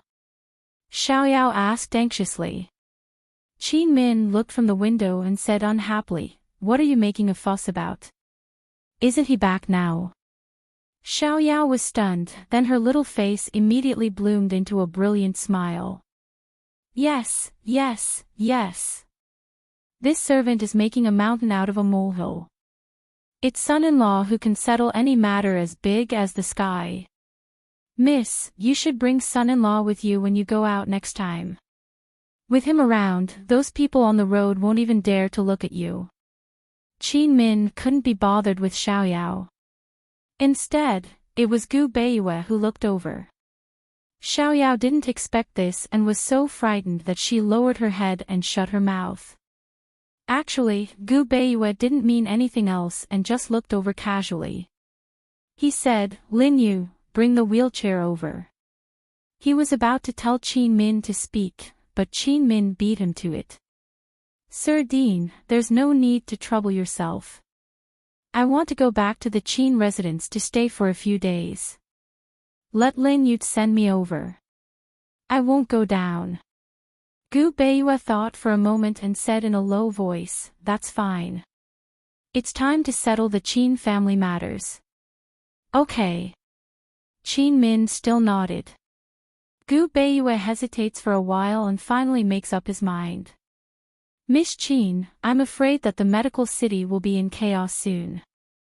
After the mole of the Qin family is caught, before Gu Beiyue could say anything, Qin Min interrupted him and said, Sir Dean, I'll go back to Ning province after we catch the mole. Last night, I sent someone to Yuning to bring the little shadow back to Ningzhou. We won't disturb you any further. She actually had a plan all along. She actually used the word sir. Gu Beiyue didn't know whether to laugh or cry. He nodded without hesitation. Okay. When the time comes, I will send someone to send you back. Thank you, Mr. Dean. Qin Min was overjoyed. Gu Beiyue heaved a huge sigh of relief in his heart. He didn't expect things to come so quickly and so easily. One had to know that he had been hesitating over this matter for a few days.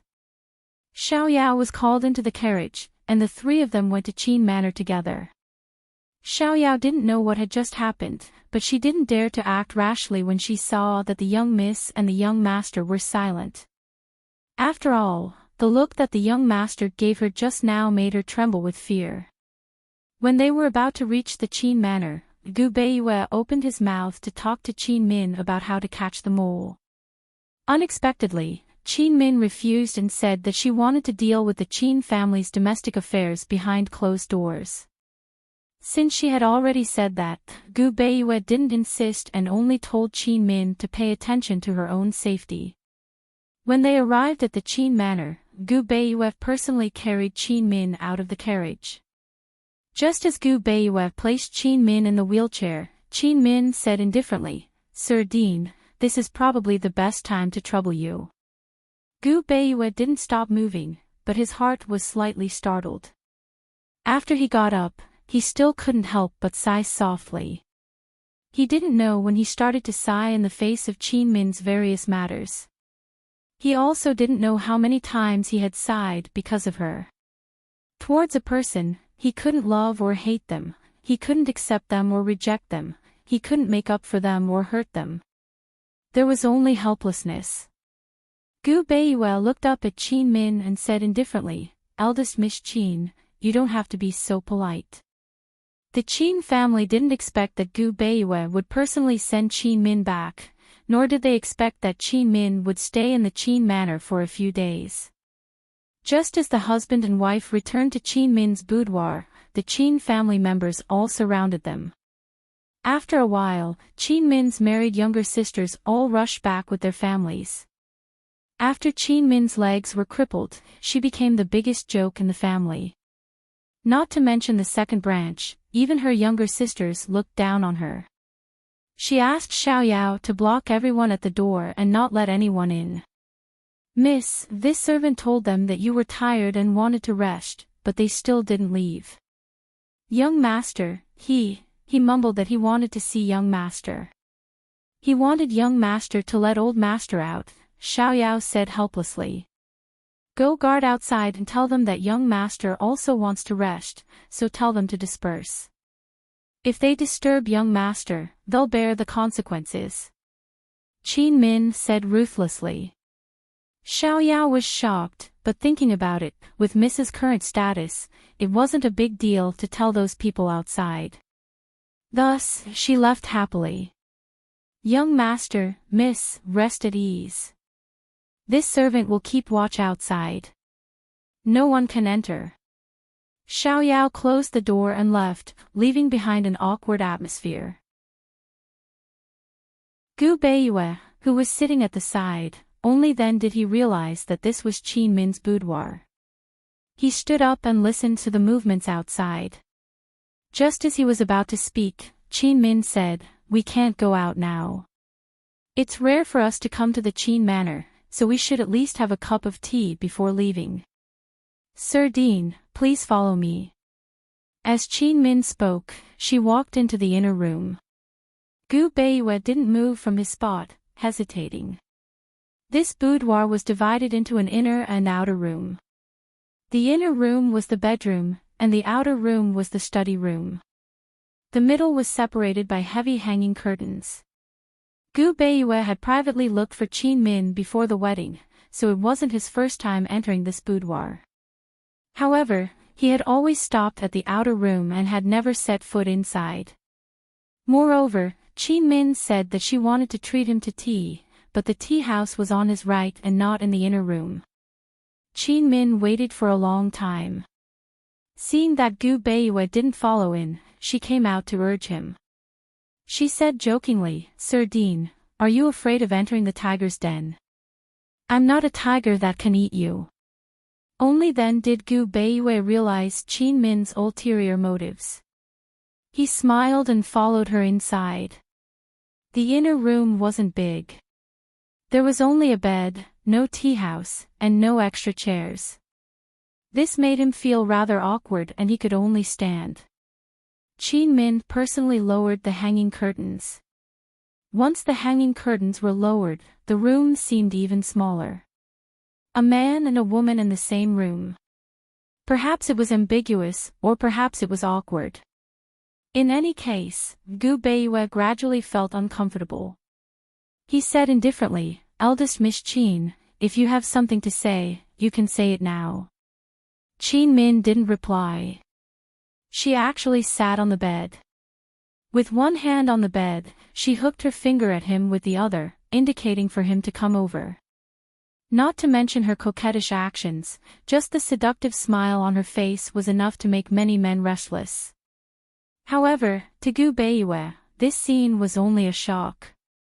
He had probably never been so frightened by a woman in his life. He was stunned. He was dumbstruck. At this moment, his mind went blank and he couldn't think. How did Qin Min? How did she suddenly, seeing Gu Beiyue in a daze, Qin Min finally couldn't hold it in and burst out laughing. "Ah!" She gently pressed her hand against the headboard of the bed. The headboard split into two, left and right, and a secret passage appeared below. Gu Beiyue regained his senses and subconsciously walked forward. However, Qin Min stood up and stopped him. She asked with a serious face, "Gu Beiyue, tell me honestly. Did you think of me as that kind of woman just now? Gu Beiyue was stunned again.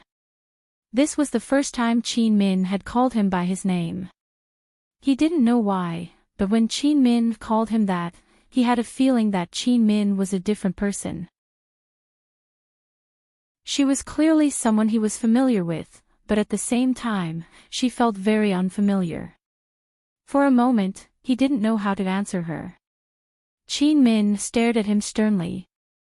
However, after a while, she laughed. Sir Dean, I was just joking with you. Please don't take it to heart. This is a secret passage that leads to the back door of the Qin residence. You can go through this way. I'll deal with the matters outside. She stepped aside, but Gu Beiyue didn't move at all. It seemed that he hadn't completely regained his senses. Sir Dean, you can go, Qin Min said again. Gu Beiyue still didn't answer her question and didn't say much. He went down the secret passage. When Qin Min closed the entrance, he said, Qin Min, be careful. The bedboard slowly closed, and Gu Beiyue's figure gradually disappeared. He didn't see Qin Min sitting on the bed in a daze, and he didn't hear Qin Min muttering to herself. Gu Beiyue, you can call me Qin Min, isn't that good? Gu Beiyue left just like that. Qin Min lay on the bed with her eyes closed. It wasn't clear if she was asleep or awake. The people outside had all dispersed, but Xiaoyao was still standing outside in a daze. She thought happily that with the young master and young miss in the room, something would happen between a man and a woman, right? Actually, she couldn't wait for the Qin family to continue surrounding them. It would be best if they could force the young master to stay in the room for the night. Unfortunately, things didn't go as she wished. After a while, Qin Min called her in. When Xiaoyao couldn't find the young master in the room, she finally understood. Young miss, why did you send the young master away? Are you stupid? Qin Min said indifferently, Xiaoyao, I think, he has someone in his heart. Ah. Xiaoyao was stunned. She then advised, young miss, don't let your imagination run wild. With the young master's ability, if he really has someone in his heart, how could he not marry her? The young master is just a blockhead who doesn't understand. Qin Min looked at Xiaoyao. She wanted to say something but stopped. She only said, you don't understand. Young miss, how can I not understand? The way the young master looks at you is different from how he looks at other people. The young master definitely likes you. Xiaoyao said seriously. Qin Min waved her hand. Let's not talk about this anymore. Go and tell them. I want to have dinner with everyone tonight. Xiaoyao nodded and went out. However, she hesitated. Should she find a chance to secretly talk to the young master? Qin Min's mother had already passed away, and her younger brother was young and incompetent. The Qin family naturally became second master Qins. That night, second master Qin took Qin Min down a notch. Chapter 13-15. Once Xiaoyao spread the news that Qin Min was going to have a meal with everyone, the Qin family's first and second branches became nervous. Those who had originally planned to go out on business immediately cancelled their plans, afraid that they would miss the family banquet tonight. But who knew that just as everyone sat down, second master Qin, who was originally not in the residence, would suddenly appear. I thought Big Brother had been released from prison. I didn't expect the dean's wife to come. Second master Qin said strangely.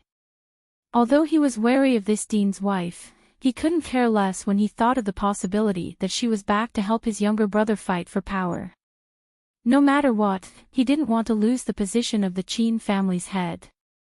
He didn't believe that Qin Min, a married daughter, could care so much. So what if she was the dean's wife? Not to mention her, even if Gu Beiyue came personally, he could forget about meddling in the Qin family's domestic affairs. In terms of status, Qin Min was naturally the highest among everyone present. But in terms of seniority, Second Master Qin was the highest. The moment Second Master Qin walked in, everyone stood up to leave with him. Only Qin Min sat alone.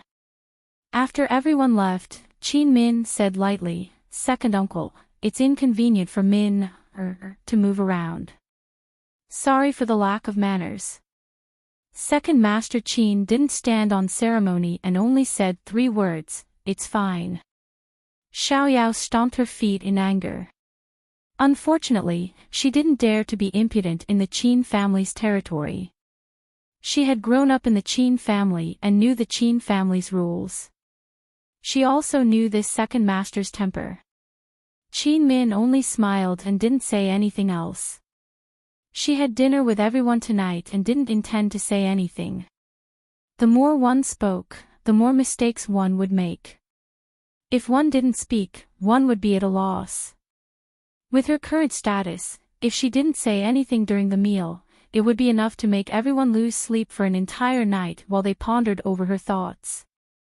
Although she knew that Gu Beiyue had a very thorough plan to help her uncover the mole, she still wanted to take the risk. However, she still decided to take a risk and do it herself. After all, she had been wronged for more than 10 years. She had to vent this anger herself. Moreover, she didn't want to owe him too much.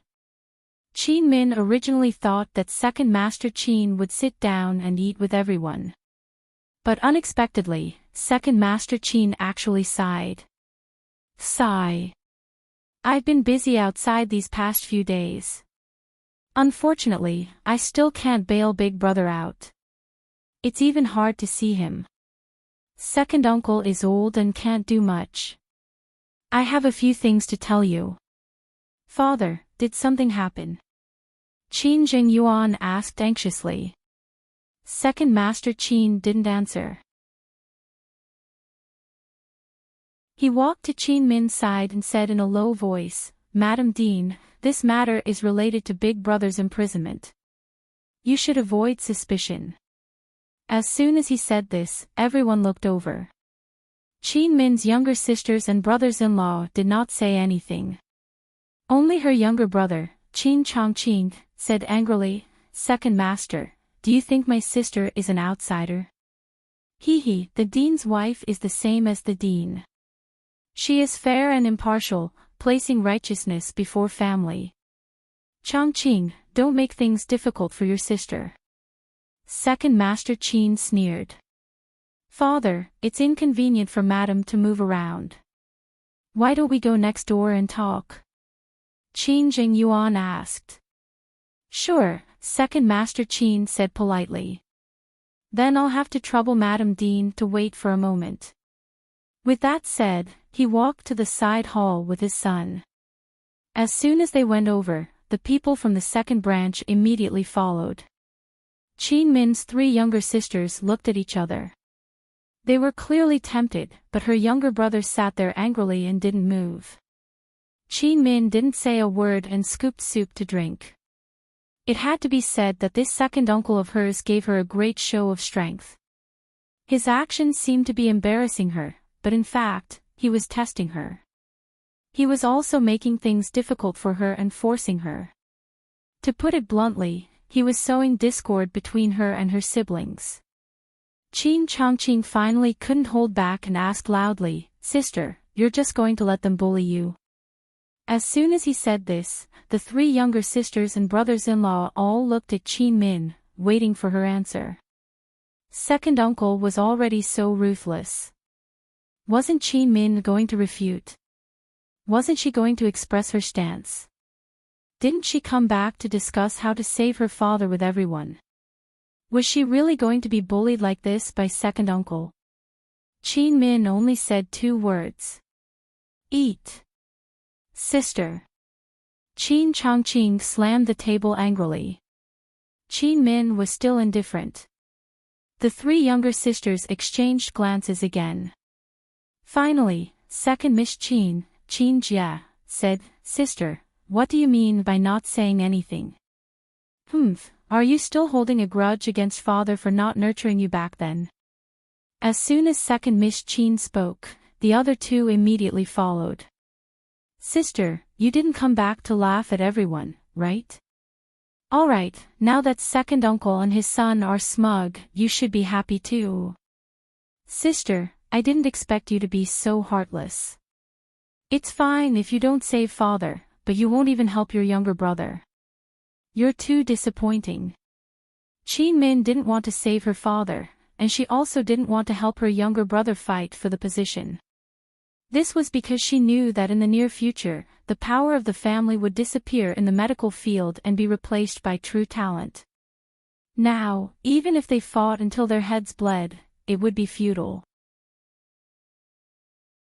How to restrain the Chin family and the other big families in the Chin family's camp to prevent them from obstructing Gu Beiyue's upcoming reform was Gu Beiyue's own business. She was only here to find the murderer.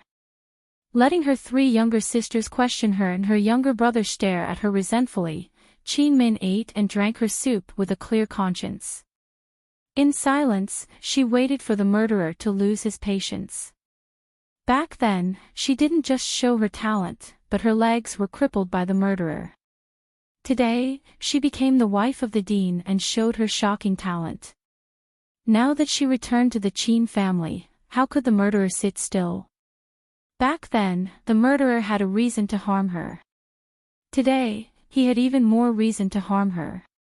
The more silent she was, the more the murderer couldn't figure out the purpose of her trip. The more impatient and flustered he would be. She locked the murderer in the second branch. In the face of second uncle's provocation, she had to remain calm. After eating, Chin Min said faintly, "Enjoy your meal. I'll go back first. Since you're done eating, you can leave too." Everyone was so angry that they couldn't speak. When Chin Min went out, Chin Jia suddenly chased after her and questioned loudly, "Chin Min, why did you come back? Leave, the Chin family doesn't welcome you." Chin Min looked back. All the opportunities that should have belonged to her back then were given to this younger sister. However, this younger sister still mocked her a lot. She didn't forget what happened back then, but after so many years, she was too lazy to bring up the old scores. Many times, revenge didn't necessarily mean doing something to the other party or taking revenge. There was a way to take revenge called standing higher and seeing further. When you stood high enough, where your enemy could only look up, you would win very elegantly. Chin Min knew that she was only the wife of the dean in name and didn't really stand in such a high position. However, she didn't want to let down the height and elegance of the title, wife of the dean. Chin Min ignored everyone and went back quietly with Xiaoyao. Second Miss was flustered and exasperated. She rushed back and said to Chin Chongqing, "Eldest sister is here to laugh at us. Chase her away. Chase her away right now." Chin Chongqing had always been protected by his father. Now that he had fallen to this state, he was completely helpless. He only remembered the best sentence his father had told him before he was taken away. "Listen to your eldest sister and let her make all the decisions." Although his eldest sister didn't say anything today, he didn't dare to offend her. "Go." Chin Jia tugged at Chin Chongqing's clothes hard. Chin Chongqing waved his hand coldly. "Eldest sister coming back to stay for a few days has nothing to do with you. She's already married. Who allowed her to come back to stay?"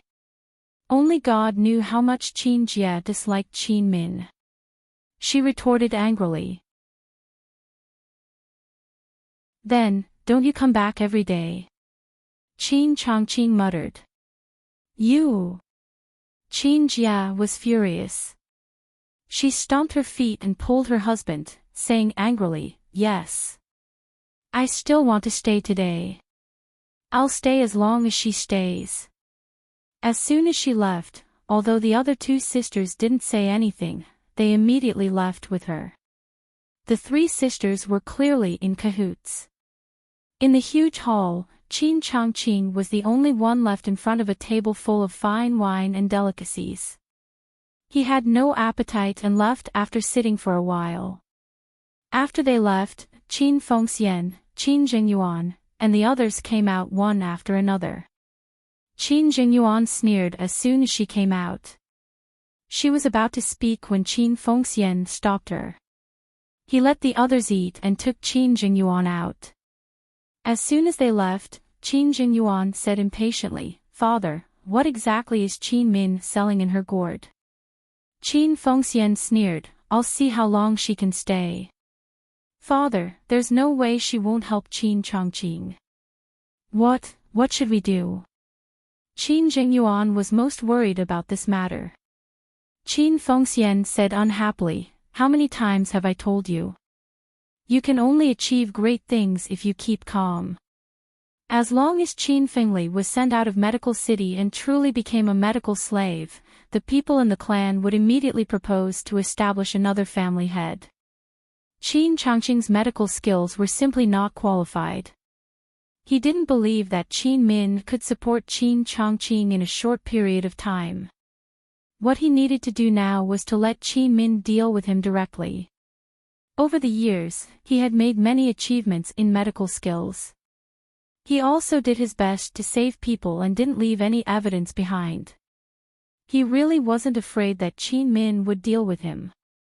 As for the open and covert struggles in the residence, he naturally played many tricks, but those were not enough to make him lose the position of family head. He was very confident that he would win by not changing to deal with Qin Min's not moving. Qin Fengli used the strategy of not changing to deal with Qin Min's not moving. At the same time, Qin Min also used not moving to wait for Qin Fengli to take the bait. However, 3 days later, the situation took a big turn, which caught Qin Min somewhat off guard. During these 3 days, Qin Min didn't go out of her courtyard. Qin Changqing came to find her several times every day, but she didn't say a word. Third and fourth sisters also came to find her and tried to sound her out, but she didn't say anything. On the fourth day, Qin Changqing had just left with his 2 sisters when Qin Jia came to visit alone. Unlike her usual domineering, arrogant, and haughty attitude, she said to Qin Min with a sincere face, "Sister, let's talk about what's in our hearts. Do I still remember what you said more than 10 years ago?" Qin Min ordered Xiaoyao to serve tea and asked faintly, "What did you say?" Qin Jia smiled helplessly. "Sister, you said you wanted to marry Ji Feng when you grew up. Do you remember?" Chapter 13-16. Ji Feng. Qin Min never thought that Qin Jia would bring up this old and rotten grain matter. Who was Ji Feng? Ji Feng was the eldest son of the Ji family and the only heir to the Ji family head position. Although the Ji family couldn't be compared to the Qin and Ren families, their power couldn't be underestimated. Back then, in order to have a marriage alliance with the Ji family, her father didn't hesitate. Her father originally hoped that she could marry Ji Feng, but later on, her legs were crippled. After her father's efforts, Ji Feng married her younger sister, the Qin Jia, in front of her. When they were young, Ji Feng's children often came to the Qin family to joke, whether it was a joke or a serious one. That was because he was young and ignorant of the ways of the world. If Qin Jia didn't mention it, Qin Min really didn't remember that she had once said that she wanted to marry Ji Feng. Qin Jia actually remembered this sentence. What was Qin Jia's motive for suddenly coming to talk to her about this today? "I remember." Qin Min replied calmly, "I also said that I want to marry the young master of the Ren family. I also said that I want to marry Gu Xiaoqi. Do you remember?" "Hee, why don't I remember?" Qin Jia asked with a smile, not knowing if she was serious or joking. "That's because your memory is bad." Qin Min replied jokingly. She was secretly on guard, feeling that Qin Jia didn't come here with good intentions. At this time, Xiaoyao served 2 cups of tea, and Qin Jia quickly stood up to receive it. "Io, second miss, quickly sit down. This servant can serve you," Xiaoyao quickly said. Qin Jia personally served a cup of tea to Qin Min. Not everyone has the opportunity to serve tea to the principal's wife. "Xiaoyao, you can leave. I'll take care of him here." "Why are you being so polite?" Qin Min asked. Qin Jia placed the other cup of tea beside her table, but she didn't sit down. Instead, she suddenly knelt down. "Sister, if you want Ji Feng, I'll return him to you. As long as you're willing to help my younger brother, don't mention me. Even if you want my life, I'll give it to you." Qin Jia choked out. Qin Min was really frightened. Her first reaction was that Qin Jia had been bewitched. She knew too well how selfish and utilitarian her younger sister was. If her younger brother could compete for the position of family head, it would be beneficial to her. After all, if she wanted to gain a foothold in the Ji family and become the future family head, she would need a strong maternal family to support her. But even so, she didn't need to sacrifice herself like this, right? Qin Min knew that Qin Jia was here to find trouble, but after Qin Jia made such a scene, she was really at a loss. She said seriously, "Qin Jia, why would I want your husband? You think too highly of your husband. If you don't give me a clear explanation today, don't even think about leaving my door." Even Qin Min herself found her words laughable. If news of what happened today were to spread, people who didn't know would think that she was holding a grudge against her father because she couldn't get a man from the Qin family. That was why she didn't come back to help her brother. This big hat could really crush people to death. "Sister." Qin Jia held a handkerchief and pretended to wipe her tears. She secretly glanced at the teacup on the table and choked out, "Sister, it's useless to say more. How can you forgive father and me? I know that back then, father gave me everything that should have belonged to you, and you've always held a grudge in your heart. I can repay all these debts to you." But, her brother was innocent. Our Qin family is also innocent.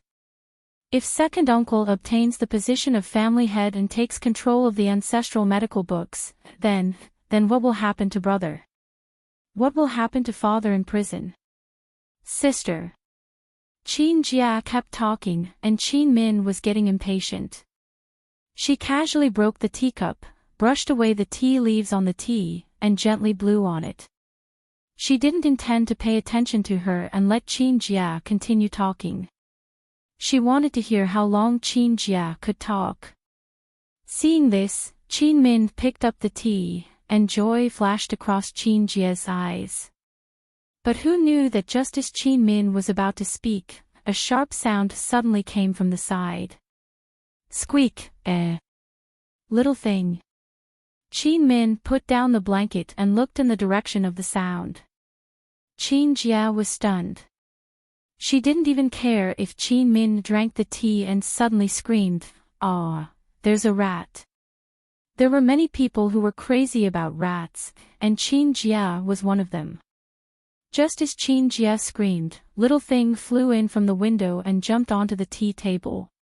It stood in front of Qin Min's teacup and pointed at the teacup with both hands, anxiously squeaking at Qin Min. Qin Min wasn't familiar with Little Thing, but no matter how stupid she was, she could tell that Little Thing was telling her that there was a problem with this cup of tea. "Tea?" Xiaoyao muttered to herself. Qin Min immediately looked at Qin Jia. At this moment, Qin Jia was staring at Little Thing and realized that it wasn't a rat that was squeaking, but a squirrel. Just like this, Qin Min looked at Qin Jia, and Qin Jia looked at Little Thing. Little Thing's gaze moved back and forth between Qin Min and Qin Jia. Little Thing stopped squeaking, and the huge house suddenly quieted down. Time passed very slowly, as if it was slower than everyone's heartbeat. Gradually, Qin Jie's face revealed a look of fear, and Qin Min slowly narrowed her eyes. Both of them had a tacit understanding that there was a problem with this cup of tea. At this moment, Xiaoyao thought it through and suddenly shouted, "Miss, there's a problem with that cup of tea." Qin Jia immediately pounced over to snatch that cup of tea. Qin Min was stunned at first, but she also reached out. However, both of them were not as fast as Little Thing.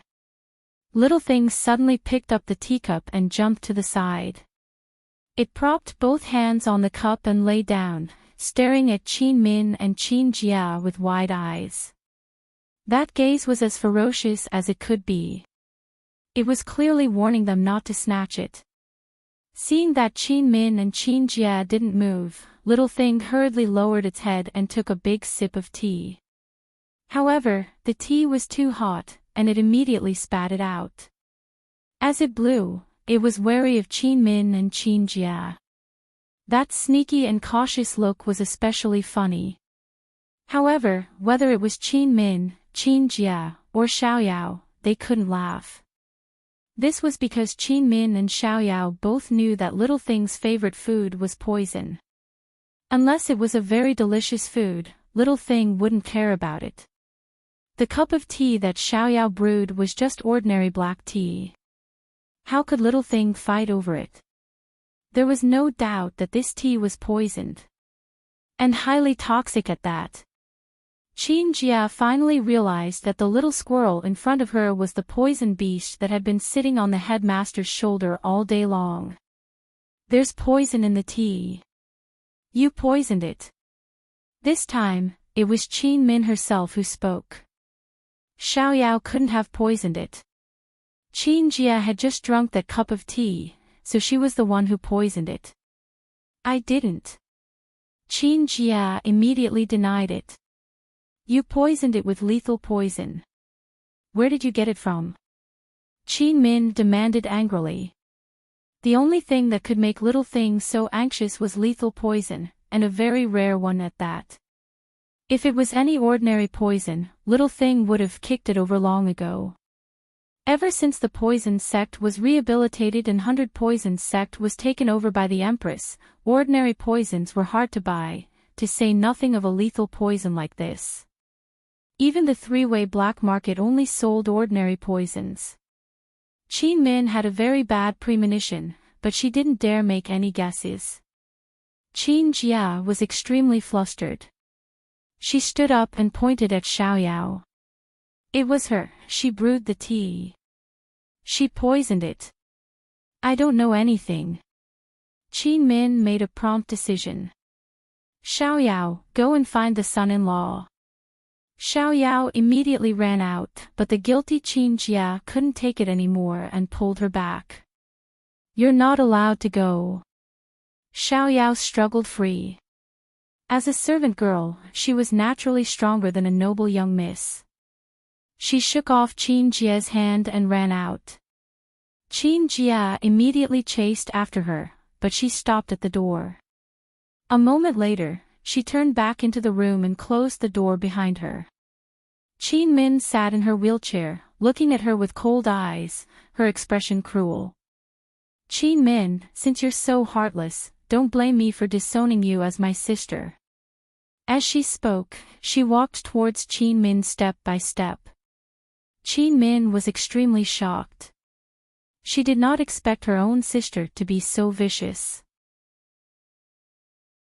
Qin Min reflexively tried to push the wheelchair, but Qin Jia rushed over and tried to strangle Qin Min. But at the same time, Little Thing jumped onto Qin Min's head and glared at Qin Jia. Forced into a corner, Qin Jia finally remembered that Little Thing was nearby. She froze, her hands hovering in midair. Squeak! Little Thing pounced on Qin Jia's face and scratched wildly with its claws. She dared to poison the gentleman's partner. She dared to kill the gentleman's partner. This was unforgivable. After all, aside from Mama Yunxi, it only had room for Qin Min to follow the gentleman. It didn't know what this woman had to do with the Qin clan, much less her relationship with Qin Min. In any case, it wouldn't forgive her. Ah! Ah! Save me! Save me! Qin Jia screamed in fright as she clawed at Lil Thing, but couldn't pry it free. That was because Lil Thing's claws were already digging into her flesh. There was a loud bang as the door was kicked open. A gust of wind blew past before Gu Beiyue landed in front of Qin Min. Qin Min, are you all right? Qin Min gave a start. She didn't know why, but his sudden appearance made her feel like she was dreaming. It didn't feel real at all. How could he get here so quickly? Xiaoyao had just left. No matter how fast he was, Xiaoyao had to send word before he could get here. The Qin clan was quite a distance from the medical academy, so Xiaoyao couldn't have run there so quickly. Very soon, Xiaoyao caught up as well. She was about to speak when she saw the young master standing in front of her young miss and relaxed. She just reached the courtyard when the young master suddenly appeared to ask her what had happened. If she guessed correctly, the young master had been hiding in the Qin clan this entire time. She knew it. How could the young master really leave her young miss here alone? Are you all right? Gu Beiyue asked seriously. Qin Min looked at Xiaoyao before her gaze returned to Gu Beiyue's face. She couldn't help muttering, Gu Beiyue, you didn't leave. A complicated look flitted past Gu Beiyue's eyes before he unconsciously backed away. He didn't answer Qin Min's question, but looked at Qin Jia, who was still struggling on the side. Knitting his brows, he said, Lil Thing, don't be so impudent. Only then did Lil Thing release Qin Jia and jump back onto the tea table. It pointed at the cup of tea and squeaked at Gu Beiyue. Gu Beiyue's expression was serious.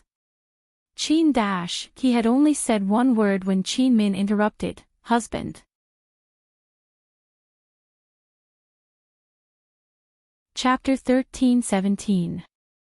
Upon hearing the word husband, Gu Beiyue knew that Qin Min was reminding him that Qin Jia was present, so he had to pay attention to how he addressed her.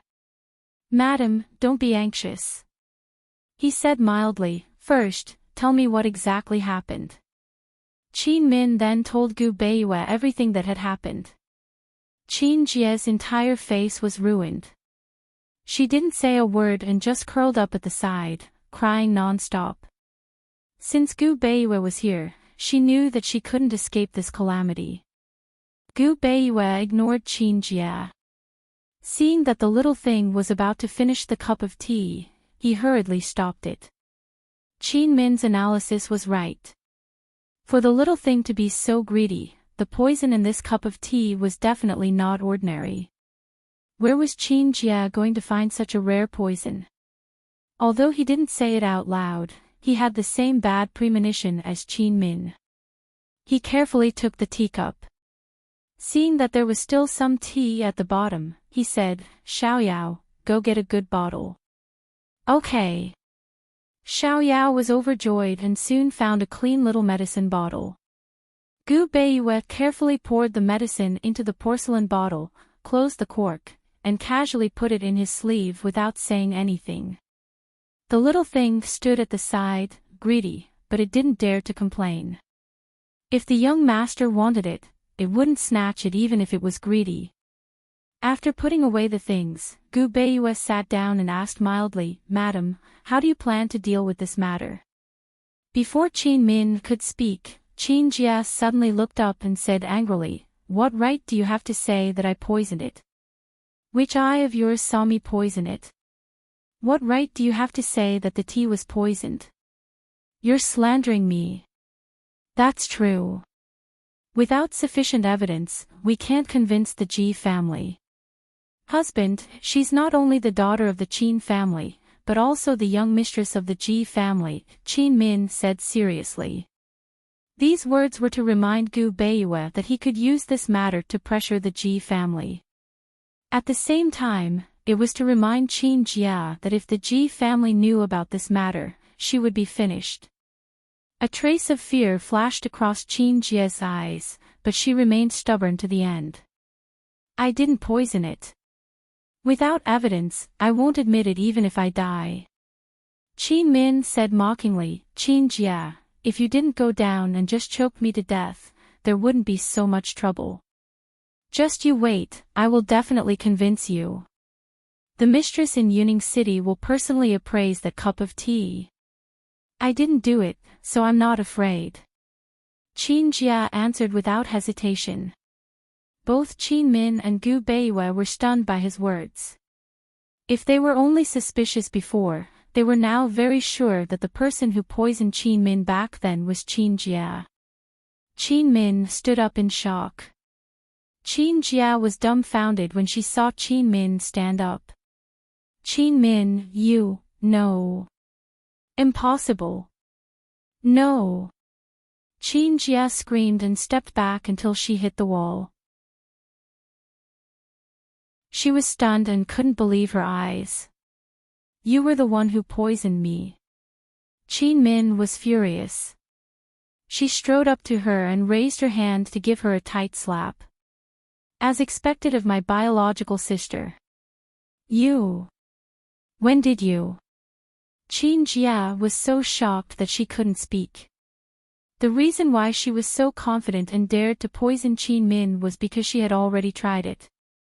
Many years ago, she bought this poison from a drug dealer at a sky-high price and started to poison Qin Min, crippling her legs. Her father looked for all the elders in the medical school and even Dean Gu back then, but no one could save her. Her father also suspected that she was poisoned, but all the poison doctors were to no avail. All the poison doctors' diagnosis was the same, Qin Min wasn't poisoned. Since then, Qin Min was diagnosed with a strange illness and her father gave up on her. She got everything that should have belonged to Qin Min. She thought that everything would go smoothly, but who knew that one day, Gu Beiyue would marry Qin Min. She started to be afraid. She was afraid that after Qin Min married Gu Beiyue, she would meet Han Yunxi and be diagnosed with poison.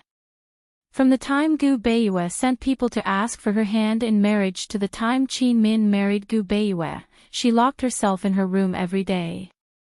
She didn't see anyone and didn't eat anything. She was so scared that she couldn't even sleep. Later, she still trembled with fear when she recalled those days. She often thought that if that period of time had been any longer, she would have broken down. She waited in fear until the end of the wedding. She waited until she saw the Emperor and Empress's carriage leave Medical City. She waited until Qin Min returned home the next day, still in a wheelchair. She was overjoyed. She knew that Han Yunxi wouldn't be able to identify that Qin Min's legs were poisoned. When she bought that poison by chance, the person who bought it told her that this poison was very rare.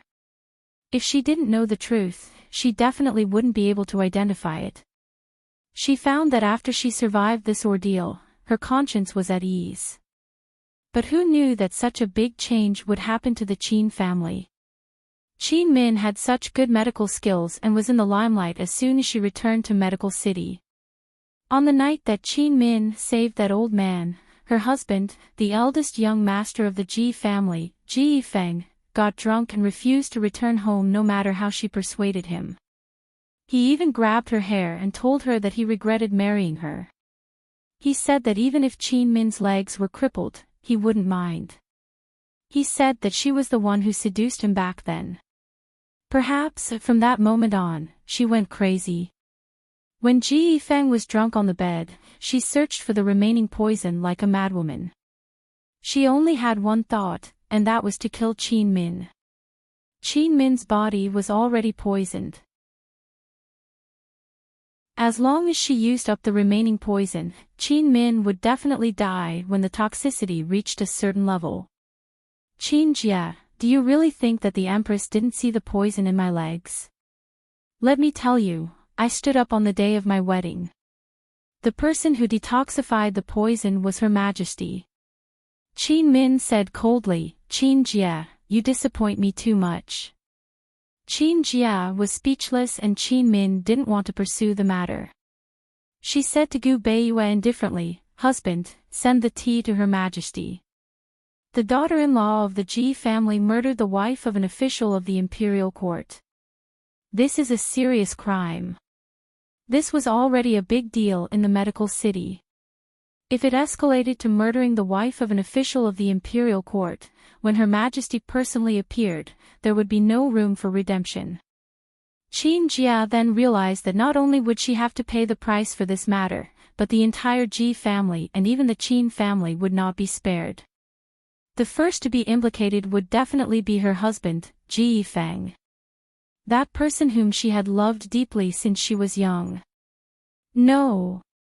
she shouted, "Qin Min, I admit it. I admit it all. Qin Min, I beg you, don't implicate the Ji family in this matter. Don't." Qin Min really couldn't see through this younger sister of hers. Just now, she was willing to give up her husband, but now she wanted to bear all the blame and protect the Ji family. Seeing that Qin Min didn't speak, Qin Jia became even more anxious. Her blood-stained face was already hideous, and with her tears blurred, it looked even more terrifying. "Qin Min, on account of the fact that you wanted to marry him before, can you let the Ji family off?" Qin Jia cried. When she said this, Qin Min subconsciously looked towards Gu Beiyue. At the same time, Gu Beiyue was also looking at her. "Qin Min, you know best whether you liked him or not. Ji Yifeng is innocent. He just advanced to a godly doctor and will be the head of the household in a few years. You will ruin him." Qin Jia's face was covered in tears. She put down all her dignity and begged, "Qin Min, just take it that I'm begging you. Qin Min, he also likes you. He still likes you to this day. Sob, he already regrets marrying me." Gu Beiyue and Qin Min were both very awkward. Qin Min wanted to say something but stopped. Gu Beiyue slowly turned his head and looked elsewhere. Xiaoyao was also stunned, but she quickly regained her senses and said angrily, "Second miss, how can you slander miss like this? This servant has served miss for so many years. This servant can guarantee that miss has only liked young master in her entire life. She will only like young master forever." Perhaps Qin Jia had really gone crazy and became stupid. She suddenly realized that Gu Beiyue, her husband, was also present. With her pleading, how could Gu Beiyue let Ji Yifeng off? She looked at Qin Min and Gu Beiyue, speechless. All she could do was cry and hope that this was all a nightmare. When she woke up, she'd still be lying by Ji Yifeng's side as if nothing had happened. Seeing that young master had turned his head away, Xiaoyao became even more anxious. "Young master, you must believe miss. This servant has grown up with miss since childhood. This servant knows everything about miss. Miss only has you in her heart. She has never had anyone else. Don't be deceived. Young master, miss has." Qin Min's face turned red. She really wanted to interrupt Xiaoyao, but Gu Beiyue turned around and looked at her. "I naturally understand Madame's intentions. This is after all a family matter of the Qin family. Madame can decide how to deal with it. I will wait for Madame outside." After he finished speaking, he left without consulting anyone. Xiaoyao wanted to chase after him, but Qin Min stopped her with a sharp look. Xiaoyao resentfully retreated to the side. Little Thing, who was completely unaware of the situation, had already cleaned up its claws. It seemed to be in a good mood as it bounced out the door after the young master. Qin Min looked at Qin Jia. She really didn't feel any hatred, nor did she feel the joy of revenge. After a long time, she said indifferently, "Qin Jia, you should go back. Discuss this clearly with your husband. Either we hand this matter over to the authorities, or Let Ji Feng persuade his father to let him create less trouble during this period of time. Qin Min originally wanted to explain, but when she thought about it, even if Qin Jia didn't understand her warning, the elderly head of the Ji family would definitely understand. Gu Beiyue had already spread the news that he would start the reform in a few days. The Ji family would also be a big obstacle. I'll give you 3 days to think clearly before you answer me. Qin Min's expression was calm. She was about to leave when Qin Jia stopped her. Qin Min, don't you hate me? Why? Why couldn't she see any anger or hatred in Qin Min's eyes? Why could Qin Min be so calm? Hate. Qin Min frowned and thought about it. She really couldn't hate her, even if this younger sister in front of her had done everything to ruin her life. She was just disappointed. She really didn't expect it to be Qin Jia. She had always suspected the second branch of the family. Qin Min looked back and smiled faintly. I don't hate you. If not for your actions, the one who married Ji Feng might really have been me. I wouldn't have been able to wait for him. By him, she was naturally referring to Gu Beiyue. Qin Min originally didn't feel any sense of revenge, but when she inadvertently said those words, she actually felt an indescribable sense of joy. Yes, she had taken revenge. She was satisfied. She even felt a mysterious sense of happiness. She opened the door and saw Gu Beiyue standing in the courtyard, looking up at the moon in the sky. His brows were tightly knitted, as if they would never disappear.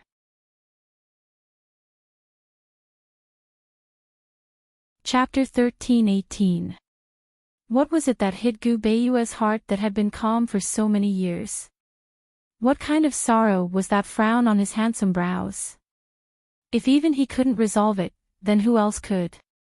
Qin Min watched quietly for a long time. At first, she looked at Gu Beiyue, but eventually, her gaze moved up and landed on the bright moon in the sky. It was summer, but there were no stars. There was only a bright moon in the vast night sky. Many times, the moon's light was too bright and would overshadow the light of the stars. In the absolute light, no other shining point could be seen.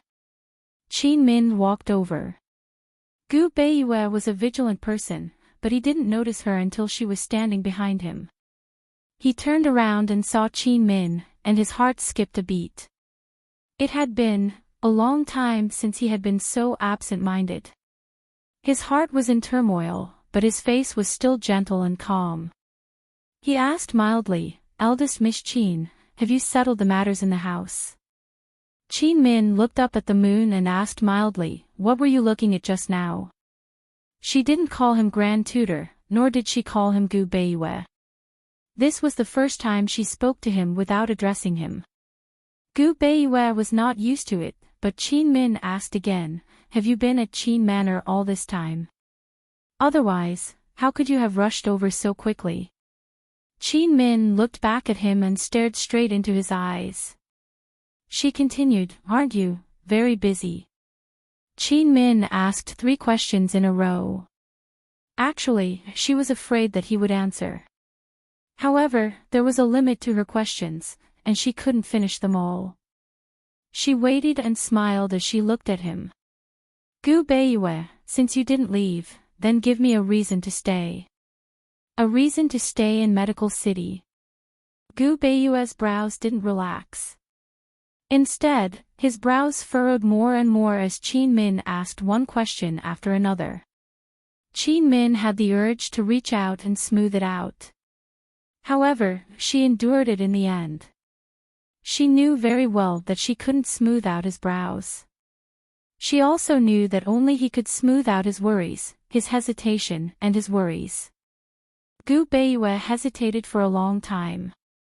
Qin Min was willing to wait.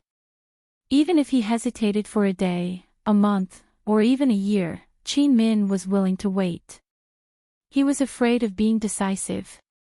Unfortunately, Gu Beiyue's hesitation didn't last more than a night. He said, "Miss Qin, I haven't left since that night. I promised you about the Qin clan. No matter what, I will ensure your safety. Both the Qin and Ji families were involved in this revolution. Tonight's matter will certainly threaten the Ji family. Thank you for your help, Miss Qin. The moment she said that, Qin Min's heart turned cold. He actually asked her for help at this time. Is there anything you can't do in Medical City? His begging was clearly telling her that he came to the Qin family to protect her for another purpose. He didn't come here just for her. Grand Tutor Gu. Qin Min shouted, but she didn't continue immediately. She also hesitated, but her hesitation was not as long as his. She said indifferently, I don't want to help you. Just like that, she honestly said, I don't want to, without giving any reason. However, there was still a reason for, I don't want to. Was it because she didn't want to implicate Ji Feng, who she once wanted to marry, or because she hated him and came here with ulterior motives? Qin Min turned and walked into the room.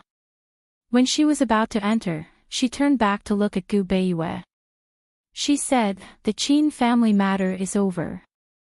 Grand Tutor Gu, you can go back. I'll leave tomorrow. I won't disturb you any longer.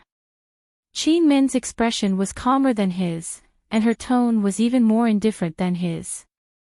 Even her action of closing the door was so light, as if this was nothing more than an ordinary thing to her. The door closed. Gu Beiyue was still standing as he watched. Unconsciously, he reached out and furrowed his brows, then rubbed his face with his hand. He turned around, and in an instant, he disappeared. That night, Vice-Chancellor Shen looked for Gu Beiyue everywhere in the medical school, but he couldn't find him. Qin Min sat by the window, but she still couldn't find Gu Beiyue. No one knew where he went that night. That night, Qin Min helped Qin Jie treat the wound on her face. Although it was done, it was inevitable that there would be a scar.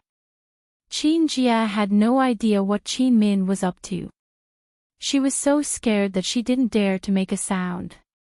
After daybreak, Qin Min said to her mildly, this matter ends here.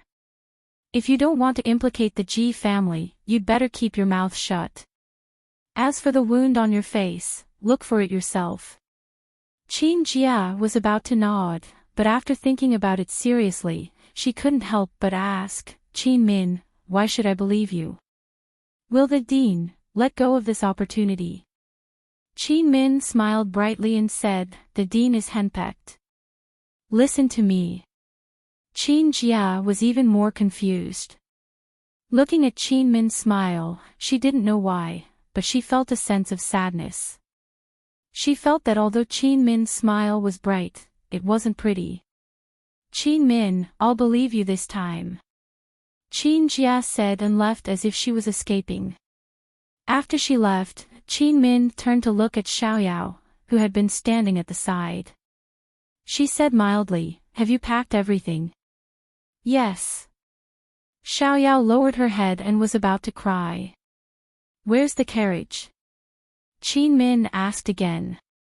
It's waiting at the entrance of the secret passage, Xiaoyao replied truthfully.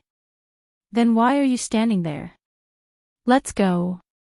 Qin Min personally activated the mechanism on the bed and opened the secret passage. Xiaoyao chased after her, choking with sobs. Miss, don't be angry with young master, okay? It's not like you don't know young master's temper. Miss, young master has such a bad temper. He has you in his heart. Otherwise, he wouldn't have come. He has so many subordinates. Any one of them can protect us. Miss, just give in to young master. Miss, if you're not by young master's side, what if he falls sick? Who's going to supervise young master's medicinal bath? Are you coming or not? Qin Min asked with a frown. Xiaoyao sniffled, her eyes turning red. Miss, you don't want young master anymore. Qin Min didn't say anything. Carrying her bag and carrying the lantern, she walked step by step into the secret passage. What else could Xiaoyao do? She could only pick up her luggage and chase after her. After both master and servant had left, Qin Min activated the mechanism and sealed the secret passage. She knew that she would never return. She didn't want to care about the Qin family struggles. Soon, when the revolution began, there wouldn't be anything to fight about in the Qin family. She walked along the secret passage quietly. Unexpectedly, when she was about to reach the exit, she saw a person leaning against the wall of the exit from afar, seemingly asleep. She stopped abruptly in her tracks, shocked. Xiaoyao was even more shocked and blurted out, "Young master." Gu Beiyue woke up and seemed surprised to see Qin Min and the rest. He stood up and brushed the dust off his clothes. Qin Min suddenly rushed over and stood in front of him. She was obviously very excited, but when she stood in front of him and looked at him, she didn't know what to say. It was as if there were thousands of words, but they all condensed into one sentence. Why are you here? This was the first time that Gu Beiyue didn't address her. He didn't call her eldest Miss Qin, nor did he call her by her name. "I'm here to send you off," he said with a smile. Qin Min was clearly startled, but she quickly smiled back at him. "Thank you very much." He really did send her off. They walked all the way out of the secret passage, which was actually less than 10 steps away. The carriage was waiting outside. She didn't need to bother him anymore. She stepped on the stone and boarded the carriage herself. She sat in the carriage and looked out of the window. She was still smiling. "Remember to take the medicinal bath frequently." He nodded quietly. Unexpectedly, she didn't finish speaking. She continued, "Otherwise, I will present that prescription to the 2 masters in Yuning City." After she finished speaking, she lowered the curtain without hesitation and said to the coachman, "Let's go." The carriage slowly drove away. Xiaoyao couldn't help but cry in the carriage. She couldn't tell whether Miss didn't want young master anymore, or young master didn't want Miss anymore. Qin Min leaned against the window with her eyes closed. No one looked back. No one knew if Gu Beiyue was still standing in the same place, or if he had also turned and left. When Qin Min went south to Ningzhou City, Gu Beiyue could always find a reason for her to leave. Other than the Qin family, very few people paid attention to Qin Min's whereabouts. On the second day after Gu Beiyue returned to Medical City, he started the reform that had been planned for many years. Although he had already controlled the Qin and Ren families, as well as many large families in the 2 camps, there were still many voices of opposition. Not only were there voices of opposition in Medical City, but there were also voices of opposition in the imperial court and among the people. Many large families in Medical City were involved with outsiders. Gu Beiyue changed his usual gentle style and adopted an oppressive and iron-blooded policy. Many of his methods could even be considered sinister. Even Vice Academy head Shen was shocked by him. For example, dealing with the acupuncture family in Medical City, the Gu family. Gu Beiyue didn't give the head of the Gu family any time to hesitate. He directly laid out the various scandals that the Gu family had committed in the past 3 years, including misdiagnoses and deaths and inflated treatment fees. For example, dealing with the medicinal bath family in Medical City, the Yu family. Gu Beiyue tossed over a thick ledger that recorded all of the dealings between the Yu clan and Medicine City's Li clan. Almost every page had something fishy going on, but Gu Beiyue had marked them all out personally. For example, dealing with the massage family in Medical City, the Zhang family. Gu Beiyue used Madame Zhang's affair to threaten the head of the Zhang family. If he didn't support the reform, he would let the entire Medical City know that he had been cuckolded. The head of the Zhang family was so angry that he vomited blood, but there was nothing he could do. As for the Ji family, they wouldn't be spared either. Gu Beiyue didn't use Qin Jie's matter, but he still found other weaknesses that could be used against the Ji family. He didn't say much about this matter to Qin Min, and Qin Min didn't ask. Everyone thought that Gu Beiyue wanted to curry favor with Long Feiyi. However, Long Feiyi didn't just sit back and enjoy the fruits of others' labor. On the 5th day of Gu Beiyue's reform, Long Feiyi made his move without warning. He pulled out all the officials who had colluded with the major families in Medical City. His methods were more direct and even more cruel than Gu Beiyue's. It took them half a year to finally take back the various privileges of Medical City. Gu Beiyue reformed Medical City, while Long Feiyi, with the assistance of Han Yunxi, changed the deep-rooted medical system.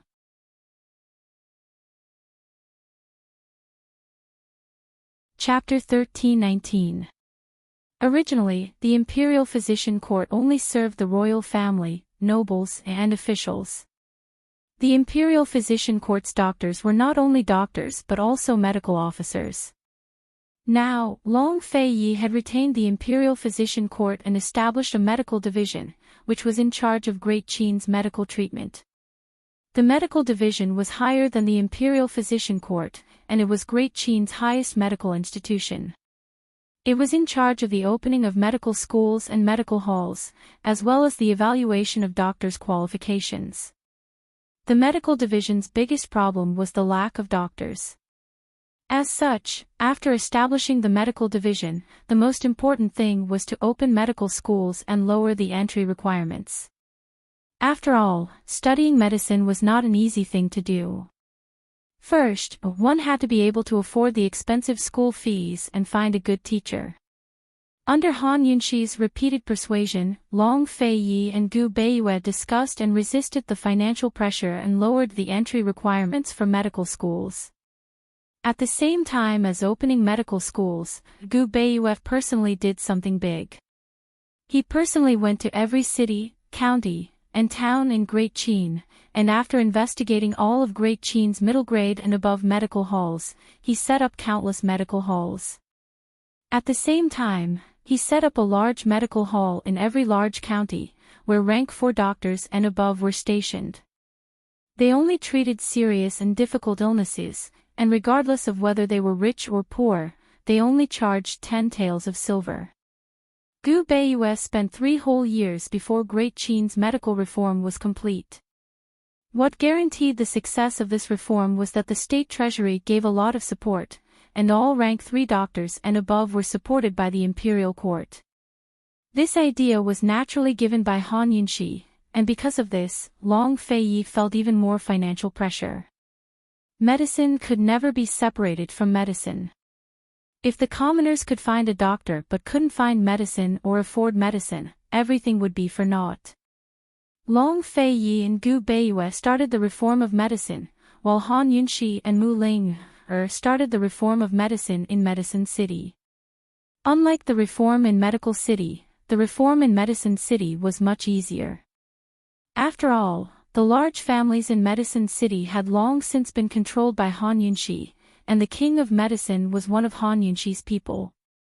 Han Yunxi and Mu Ling spent more time on the establishment of the Medicine Supervisory Department. Mu Ling had always thought that the Medicine Supervisory Department's main responsibility was to verify the authenticity of medicine and treatment. However, Han Yunxi said that the Medicine Supervisory Department's main responsibility was to monitor the prices of medicine. Han Yunxi used the Medicine Supervisory Department's ruthless words. With all kinds of subsidies from the imperial court, if anyone dared to set a high price, hoard their goods, or plant precious herbs instead of cheap ones, she definitely wouldn't be polite. Whether it was Han Yunxi using her status as the empress or her power in Medicine City, these words were enough to make anyone tremble. Gu Beiyue left Medical City and set up the Medicine Supervisory Department, then began to run around. Long Feiyi sat in Yuning, shouldering the financial pressure and the opposition of many ministers. Half a year after the medical reform, Han Yunxi gave birth to a princess for Long Feiyi in Yuning Palace. The one who delivered the child was fourth young Miss Wren. Gu Beiyue was busy outside and wasn't in Yuning. The various ranks of doctors in Medical City either joined the Medicine Supervisory Department or the Imperial Academy of Medicine, or scattered to different places. Fourth young Miss Wren left her family and became an imperial physician in the Imperial Academy of Medicine. It had to be mentioned that on the morning of the princess's birth, there was a magnificent spectacle in Yuning Palace. Tens of thousands of birds gathered in the sky above Yuning Palace and circled around, unwilling to leave for a long time. From a distance, it looked like 100 birds were paying homage to a phoenix.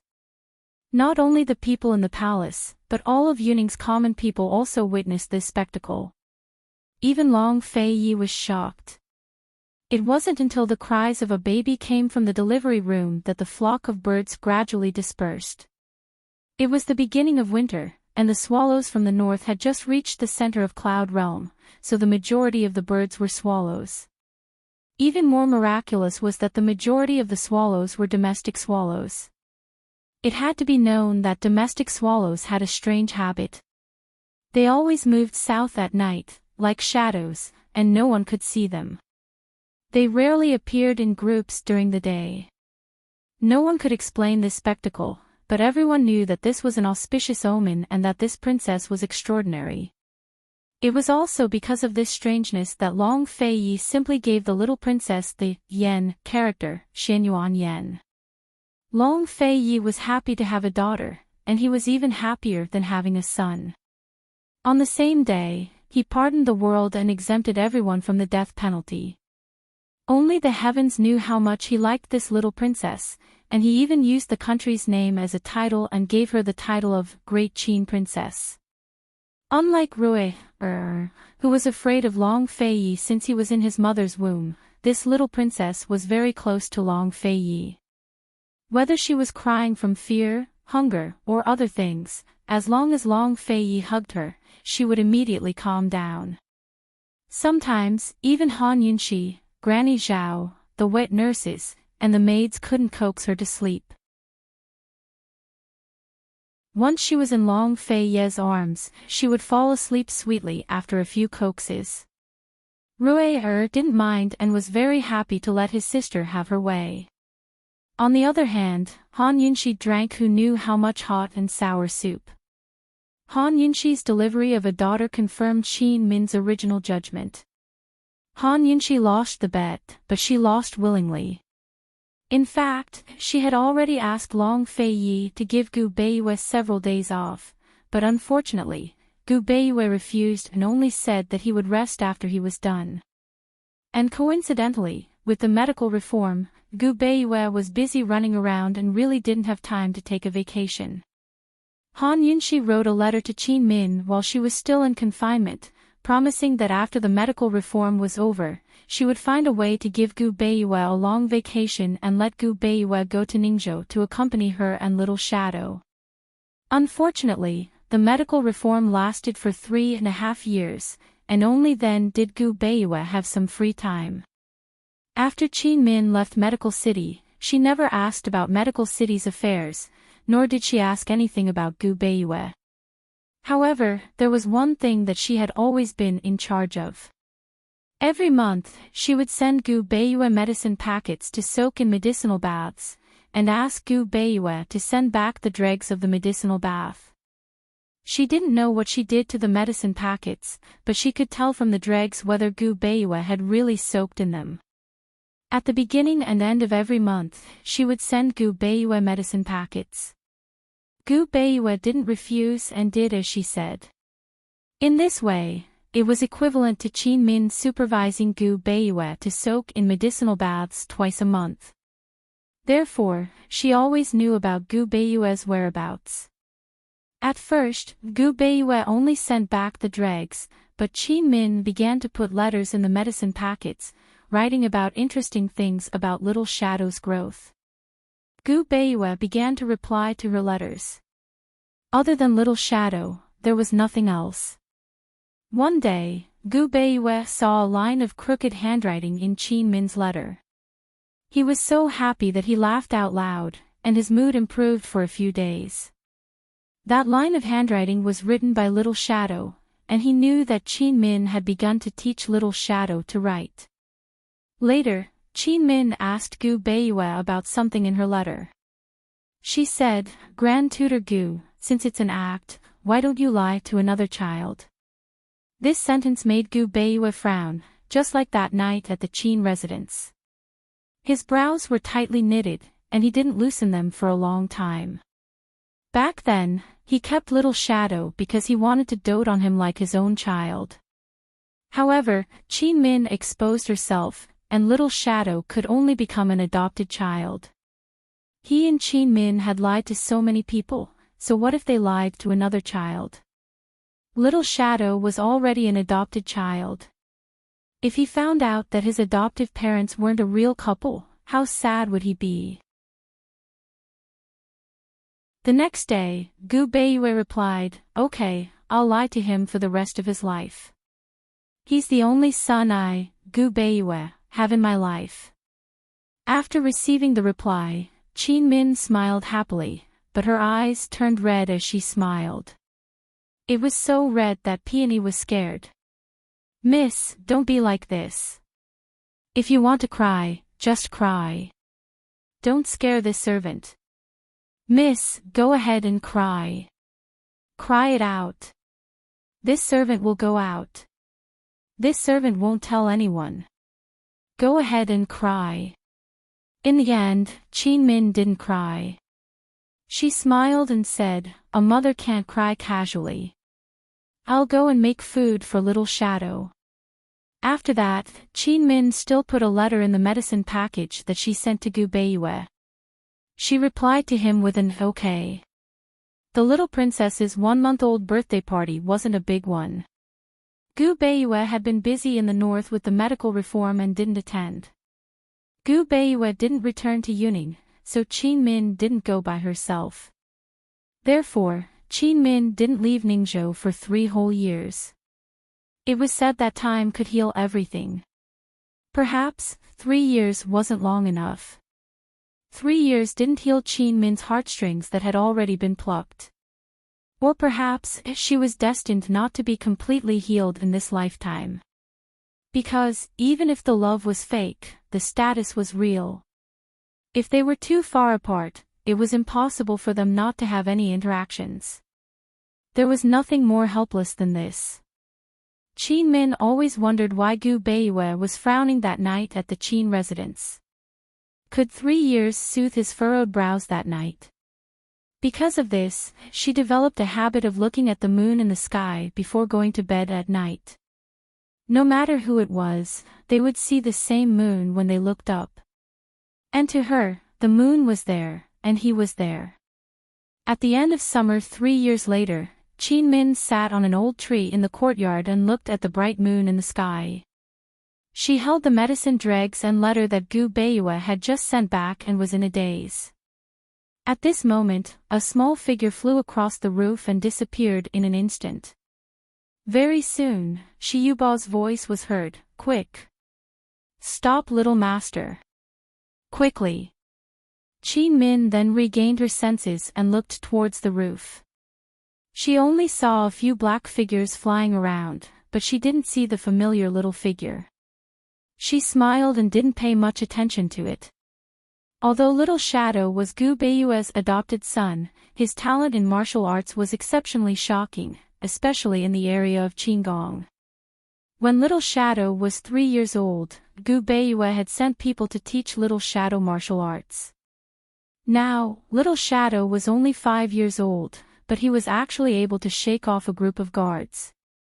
What made Qin Min even more astonished was that Little Shadow's character was similar to Gu Beiyue. They were both very gentle, just like a piece of warm jade. However, he liked to smile much more than Gu Beiyue. While the guards were still searching for Qin Min, Little Shadow had already silently landed behind Qin Min. He called out softly, "Mother." Qin Min wasn't frightened because she knew that Little Shadow would hide behind her. When she turned around, she saw Little Shadow standing in the branches and smiling at her. The moonlight shone on his tender and clean little face, illuminating his warm smile. At this moment, Qin Min only felt that little shadow was like a piece of white jade, gentle, flawless, clear, and quiet. So like Gu Beiyue. Why, is Uncle Shi forcing you to practice martial arts again? Don't you already know how to do it? It's already night time, isn't he annoying? Qin Min was unhappy and hated Shi Yuba. Little Shadow sat down and said, "Mother, don't be angry. Uncle Shi is an old man, let him go and I'll just escape."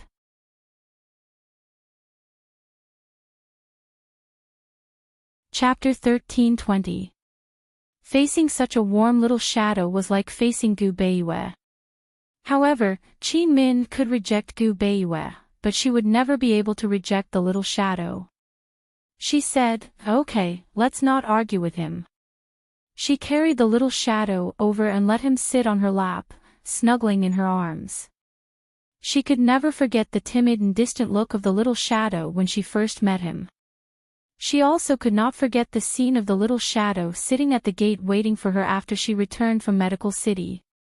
The wet nurse said that after the child came back from Yuning, he would sit at the gate every night, waiting for her to come back.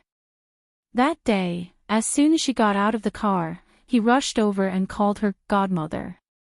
She had never been a mother, but at that moment, she really felt that the little shadow was her biological child and that she was the child's everything to rely on. She said to him, "It's not godmother, it's mother. Call me mother from now on." The 2-year-old little shadow was more or less sensible, and it took him a whole month to correct himself. Occasionally, he would even call her godmother inadvertently. But now, he was 5 years old, and he never called her godmother again. He would always call her mother softly and sweetly. When he was serious, he would even call her mother. Seeing the letter in his mother's hand, the little shadow asked, "Mother, Daddy wrote again?" Qin Min answered faintly. The little shadow thought for a moment and asked, "Mother, what does Daddy look like?" The number of times the little shadow had seen Gu Beiyue could be counted on one hand. After he was 2 years old, he basically never saw him again. His memory was blurry, and he only knew that he was not his parents' biological son. Qin Min thought for a long time and pointed to the moon. "He looks like that." The little shadow looked up and couldn't understand for a long time. "What are you looking at?" "The moon," Qin Min said seriously. The little shadow was dumbfounded. "The moon? Is the moon beautiful?" Qin Min asked. "It's beautiful," the little shadow answered without hesitation. "Your father is as beautiful as the moon," Qin Min said and laughed. As the mother and son chatted, Shi Yuba came over. "Madam, young master should sleep. I still have to wake up early tomorrow morning to practice." After Gu Beiyue left, he warned Shi Yuba once. Now, when Shi Yuba saw Qin Min, it was the same as when he saw Gu Beiyue. He was always respectful and did not dare to be presumptuous. Don't all the shadows know how to do it? Even with all of you working together, you still couldn't catch him. In my opinion, you should dismiss all of your people. With the shadow around, it's enough. Qin Min's half-serious, half-joking tone made Shi Yuba unable to figure out what she really meant. Shi Yuba could only smile foolishly. "Madam, little master is very talented and learns quickly. Good that you know. Later, I'll get North Moon to switch to a new group of people. Let the shadow rest for a while," Qin Min said. Shi Yuba was in a difficult position. If the shadow platoon wasn't trained well enough, it would be hard for him to report back. Yes. He agreed first, thinking about how to report to his master. At this moment, little shadow suddenly jumped down from Qin Min's arms and landed on the ground. He was especially serious and said loudly, "Guards, protect madam. Someone has broken in." As he said that, he shot off to the right. Qin Min and Shi Yuba used their mental states to place many guards in the surroundings of the room. Someone who could break in so silently definitely had to be extraordinary. However, Qin Min and Shi Yuba waited for a very long time, but they did not see any guards come to protect them. Instead, they saw two figures, one small and one large, begin a chase on the roof. Qin Min was dumbfounded by the tall and lanky figure. She rubbed her eyes subconsciously, thinking that her eyes were playing tricks on her. However, Shi Yuba blurted out very soon, "It's Master. Master has returned." "Yeah, it's Gu Beiyue." Qin Min probably would never forget that figure under the moonlight for the rest of her life. She had only received his letter and medicinal dregs today, so why had he come? Qin Min stared at the familiar figure in a daze. She was unable to think anymore. She just stared, and stared. Gu Beiyue could obviously slow down and let Little Shadow chase after him. In the beginning, the distance between him and Little Shadow was still a little wide. However, gradually, Gu Beiyue slowed down even more, and Little Shadow became even closer to him. He originally wanted to keep a distance between him and Little Shadow to provoke this child. However, who knew that once the distance between them was shortened, Little Shadow would not continue to chase after him. Instead, Little Shadow turned around and landed beside Qin Min. Gu Beiyue was very surprised. He turned around to look. He saw Qin Min and Little Shadow standing under the tree, looking at him under the moonlight. 3 years had passed, and Little Shadow had grown up. Qin Min did not change much other than being a little thinner. He stood on the roof, and the moonlight shone on him, washing away the impurities on his body. His white clothes looked especially pure. He looked at Qin Min and her son. He didn't know why, but he just didn't chase after them. Little Shadow held his mother's hand and muttered, "Mother." Qin Min regained her senses. "Hm." Little Shadow was silent for a moment before he muttered again, "Mother, the moon has fallen." Qin Min subconsciously raised her head to look at the sky. She saw that the moon was still hanging high in the sky, and the night sky was silent. She muttered, "No, the moon is still." Halfway through her sentence, she finally regained her senses. "What the hell was this?" She said seriously, "Little Shadow, your father is back." "Mother, he's deliberately playing with me." Although Little Shadow was not as mature as other children, 3 years of Qin Min's personal teaching had made him smart and introverted. "No, he's testing your qigong," Qin Min said again. No matter how calm Little Shadow was, he was still a child. He became nervous. "Mother, I couldn't catch up to him." Qin Min was dumbfounded again. She muttered to herself, "I couldn't catch up to him either." "But, you don't know martial arts." Little Shadow looked up, his young and tender face full of confusion. Qin Min regained her senses and hurriedly comforted him. "You're still young. You'll definitely be able to catch up to him in the future." Little Shadow trusted his mother's words the most. He instantly gained confidence and said seriously, "Mother, if father runs away in the future, I'll chase him back for you, okay?" Qin Min only replied after a long while. She said, "He's lost a lot of weight." "Mother, why isn't father here yet?" Little Shadow asked again. Qin Min didn't even think about it and said casually, "I don't know either. You should go ask him." Little Shadow's figure flashed and quickly landed in front of Gu Beiyue. He was so fast that Qin Min couldn't even stop him. She was about to chase after him when she saw Gu Beiyue squatting down in front of Little Shadow. She stopped in her tracks. This scene made her entire heart soften and calm down. She believed that this person whose heart was as cold as ice would definitely not hurt the child. Gu Beiyue studied Little Shadow's face seriously. He didn't expect that the timid child from back then would be so bold as to stand in front of him and look at him. He smiled gently and said, "Little Shadow, do you know who I am?" Little Shadow nodded seriously. He also studied his father's appearance and didn't make a sound. "Who am I?" Gu Beiyue asked again. Little Shadow looked pensive. He didn't know what he was thinking about. Gu Beiyue didn't rush him and waited patiently. However, Little Shadow pondered for too long. He couldn't help but ask, "Since you know, why are you still thinking?" Only then did Little Shadow answer, "You're the clan leader of the Shadow Clan. You're the Crown Prince's teacher. You're the head of the medical department." What kind of person his father was and what kind of person he was. Mother had told him all about it. Gu Beiyue was surprised, and a part of his heart faintly ached. He unconsciously drew Little Shadow closer and let Little Shadow lean into the crook of his arm. Little Shadow had long been unafraid of strangers, and he was even more unafraid of this father. In these 3 years, his mother had told him too many things about his father. He had even freeloaded a few letters from his mother and chatted with this father a few times. Gu Beiyue asked seriously, "What else?"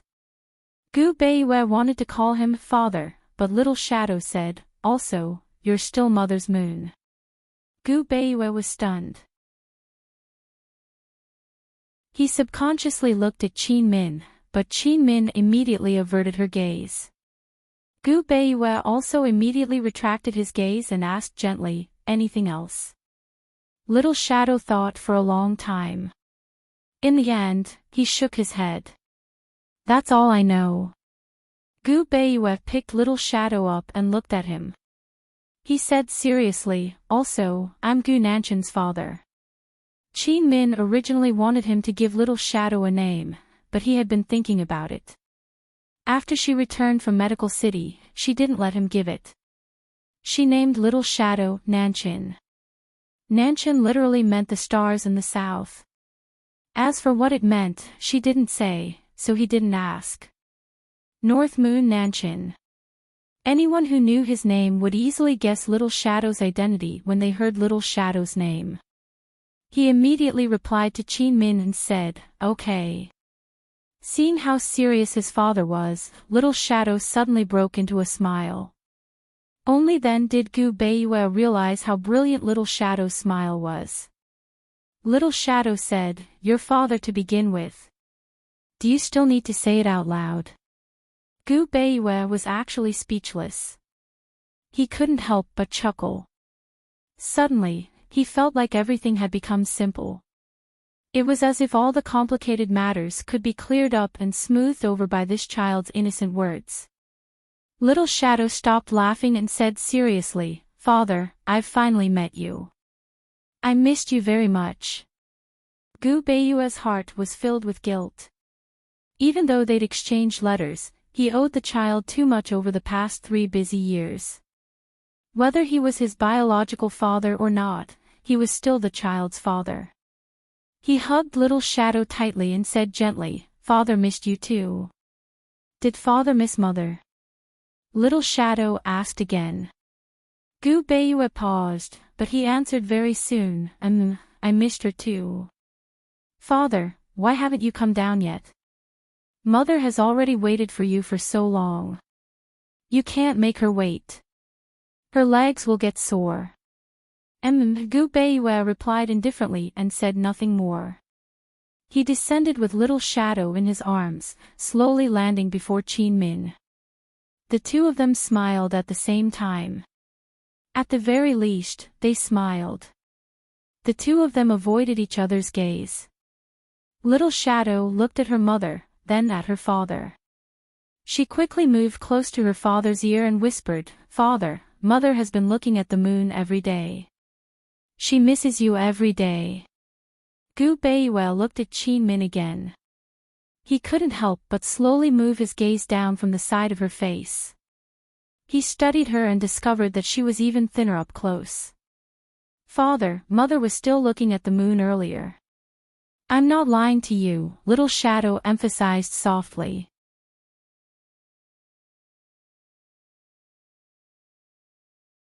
Chapter 13:21.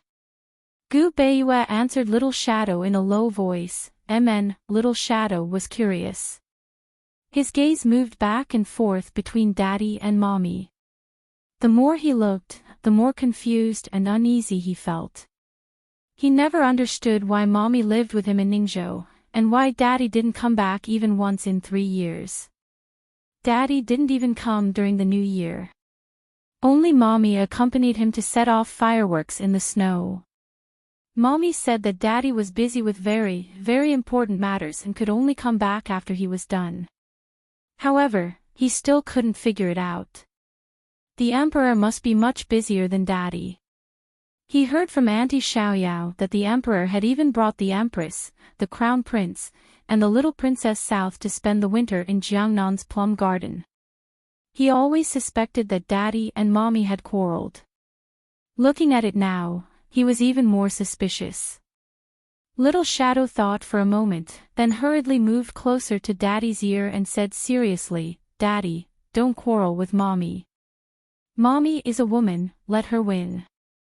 Gu Beiyue finally realized that Little Shadow had discovered that something was wrong between him and Qin Min. He hurriedly said, "Wife, it's been 3 years since we last met. You and the child have suffered." Qin Min also returned to her senses and said mildly, "Husband has been working hard for the country." This concubine couldn't help or share husband's burdens. "How could I dare to blame you?" The two of them each said this, then fell into silence again.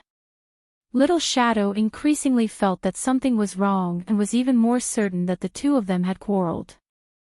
He looked at the two of them and thought for a long time, then moved closer to Daddy's ear and said, "Daddy, hug Mommy.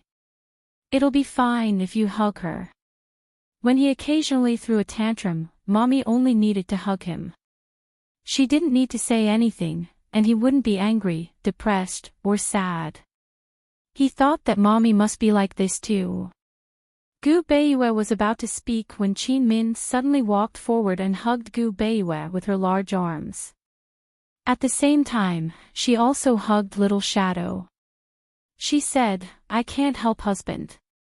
I can only miss you and hope day and night that you are well and healthy." Gu Beiyue clearly froze. This should be the second time in his life that a woman hugged him. The first time was also in Ningzhou, and it was also Qin Min. He wondered if Little Shadow had sensed it. Just like the first time, Qin Min could clearly sense Gu Beiyue's stiffness. A trace of anger flashed through her eyes as she ruthlessly pinched Gu Beiyue's back. Make him stiffen. Let him be in a daze. He had promised that he would lie to Little Shadow for the rest of his life. This was only the first time they met, and he was about to be exposed. If he frightened her Little Shadow, she would not let him off. Qin Min was really ruthless. Gu Beiyue woke up from the pain and knew what Qin Min meant.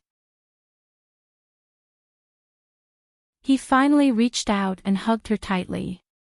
"I miss you and our child too." Qin Min buried her head in Little Shadow's shoulder. Gu Beiyue lowered his head and rested his chin on Little Shadow's head. The Little Shadow was sandwiched between them and tightly hugged. Her heart was blooming with joy. He had always known that he was an adopted son. Although his mother loved him dearly, he was still uneasy and suspicious when his father did not come back for 3 years. Now that he was tightly hugged between his father and mother, his heart was finally at ease. He felt that he was lucky and happy. He said, "Father, don't be busy anymore, okay? You'll stay with us here, won't you?" Gu Beiyue did not answer immediately, and Qin Min pinched him again. She still felt sorry for him and did not pinch him in the same spot. Instead, she changed it. "I'll stay here for a month, then I'll take you to the capital. The Grand Tutor's residence has already been built." Gu Beiyue was telling the truth. The construction of the palace had been completed half a year ago, and the outer city walls of the capital had also been completed last month. The emperor had rewarded him with the land of the Gu residence, and he had hired people to rebuild it. Little Shadow was overjoyed. "Mother, we won't be separated from father anymore." We won't be separated anymore." Qin Min's voice carried a smile, but her eyes were filled with complicated emotions. She let go of Gu Beiyue and carried the little Shadow over. She said, "Shadow, father has traveled a long way and needs to tidy up. I'll rest this morning." The little Shadow immediately said, "Father, mother found a spring behind the courtyard and dug a pool.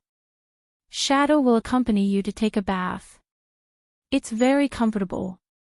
Qin Min hurriedly said, "Shadow, it's already so late. You have to sleep. Come, go sleep with mother." Gu Beiyue patted the little Shadow's head and said gently, "Be good. Father will personally teach you martial arts tomorrow. There's still something wrong with your footwork." Upon hearing that there was a problem with his footwork, the little Shadow became nervous. "What's wrong? Go to sleep first. Otherwise, father won't tell you." Gu Beiyue threatened. The little Shadow then nodded resentfully. "All right." Qin Min secretly heaved a sigh of relief. She was really afraid that the Shadow would drag Gu Beiyue to take a bath and have her serve him. One had to know that this little guy was shy. Since he was 3 years old, he refused to let the wet nurse and Xiaoyao bathe him, only asking for her help. Now that he was 5 years old, he wouldn't let her help him bathe either. However, she would still accompany him when he was bathing by the shore. Qin Min carried the Shadow away. How could Gu Beiyue not heave a sigh of relief? At this moment, Shi Yuba, who had been waiting at the side, came forward. "Master, why didn't you tell me you were coming?" Shi Yuba was also very puzzled. Master had clearly just sent the letter today. How did he arrive at night? It would take at least 2 days to send a letter by eagle from Yuning to Ningzhou. And it was impossible for Master to reach Ningzhou City from Yuning in 1 day. Gu Beiyue pinched his brows and didn't say anything as he walked into the house. At this moment, Xiaoyao came over and held a set of clean clothes. She said cheerfully, "Son-in-law, you're finally back. Miss asked me to bring you some clean clothes. These are the ones you changed out of last time." It had been more than 3 years since the last time. But this set of clothes looked as if they were new. They were clean and folded neatly without any wrinkles. "Thank her for me," Gu Beiyue said mildly. "Son-in-law, there's no need to be so courteous with Mississippi Miss also asked me to ask what son-in-law would like for breakfast." Xiaoyao asked again. "Anything will do," Gu Beiyue replied. "Then son-in-law should rest early." Xiaoyao went back happily. Shi Yuba followed Gu Beiyue. Seeing that his master was exhausted, he couldn't help but advise, "Master, the hot spring in the backyard is excellent. Madam regularly puts medicinal herbs in it and soaks in it often. Why don't you give it a try?"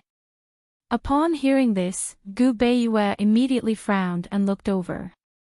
Shi Yuba hadn't recovered from his shock until he saw the sharpness in his master's eyes.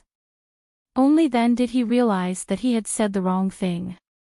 He hurriedly explained, "Master, this subordinate wouldn't dare peek." Xiaoyao said all this. Madam personally tested the medicine and wanted to turn that pool into a medicinal bath, so she soaks in it often. Gu Beiyue didn't say much. He let out a long sigh and motioned for Shi Yuba to leave. Shi Yuba was frightened by that look just now. In his memory, the last time his master had looked at him like that was at Medical City. That time, his master had wanted to kill him. Shi Yuba hurriedly left, but when he reached the door, Gu Beiyue called out to him and said coldly, "Pass down the order. All the guards are to stay 100 steps away from this courtyard." "Yes, yes." Shi Yuba accepted the order and left, groaning inwardly. The guards were secretly guarding the courtyard. If they had to stay 100 steps away and ensure the courtyard's safety, they would have to clear out the surrounding neighbors. They couldn't let Madame know about this either. It was really difficult. Gu Beiyue sat alone with his head propped up.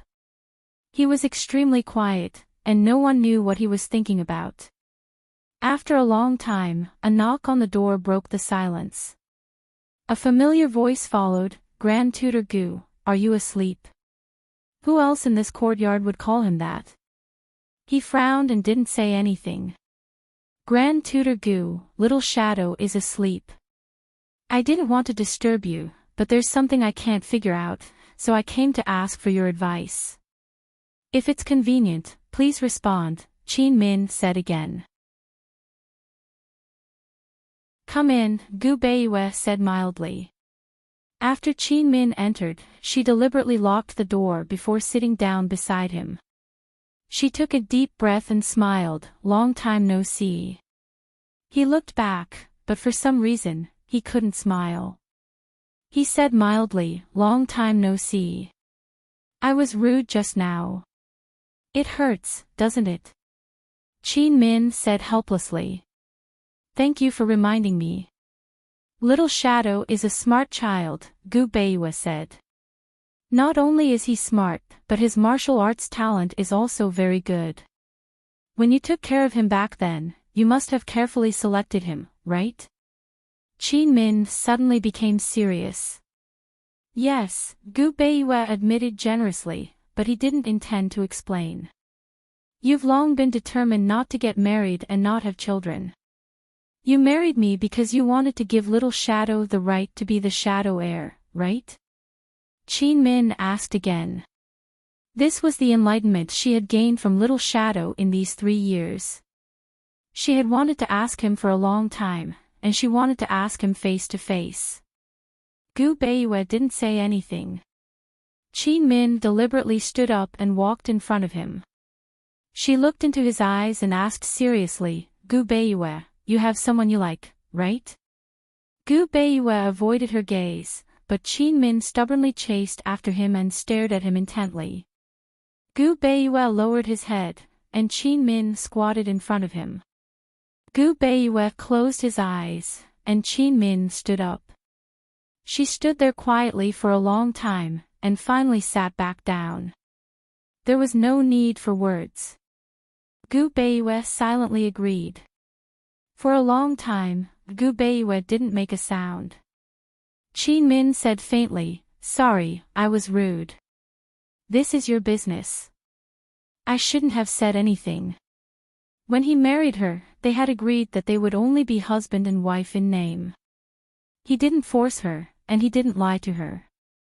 He liked someone, so what was wrong with that? What did it have to do with her? But why did her heart hurt so much? So much so that she lost her usual rationality. The two of them just sat there like that. After some time, Gu Beiyue said, "Eldest Miss Qin, have you figured out the things that you couldn't figure out?" Qin Min then remembered the purpose of her trip. She said, "I haven't figured it out yet. Grand Tutor Gu, may I ask, what's with the letter and medicine dregs sent from Yuning tonight? Don't tell me that your Qinggong has improved again in these 3 years, and you can travel 1,000 miles in a day. He just sent the letter from Yuning yesterday, and he was here today. He arrived almost at the same time as the letter." It was obvious that he didn't send the letter and medicine dregs himself, but someone else sent it on his behalf. The letter was fine, but how could the medicine dregs be sent on his behalf? How could it be? Gu Beiyue sat in the room for so long, thinking about this problem. In fact, he had been in Ningzhou for a month. After the matter of the pharmaceutical department was over, the Emperor and the Empress gave him 3 months of leave.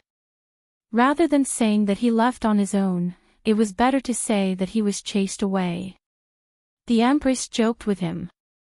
A man who didn't accompany his wife and children all day long couldn't let the Crown Prince's teacher stay by the Emperor's side for a long time. So that the Emperor and the Crown Prince wouldn't be affected. He had been in Ningzhou for a month, 3 streets away from here. Even Shiyuba didn't know that he had come. He didn't know why he had come here tonight without anyone noticing.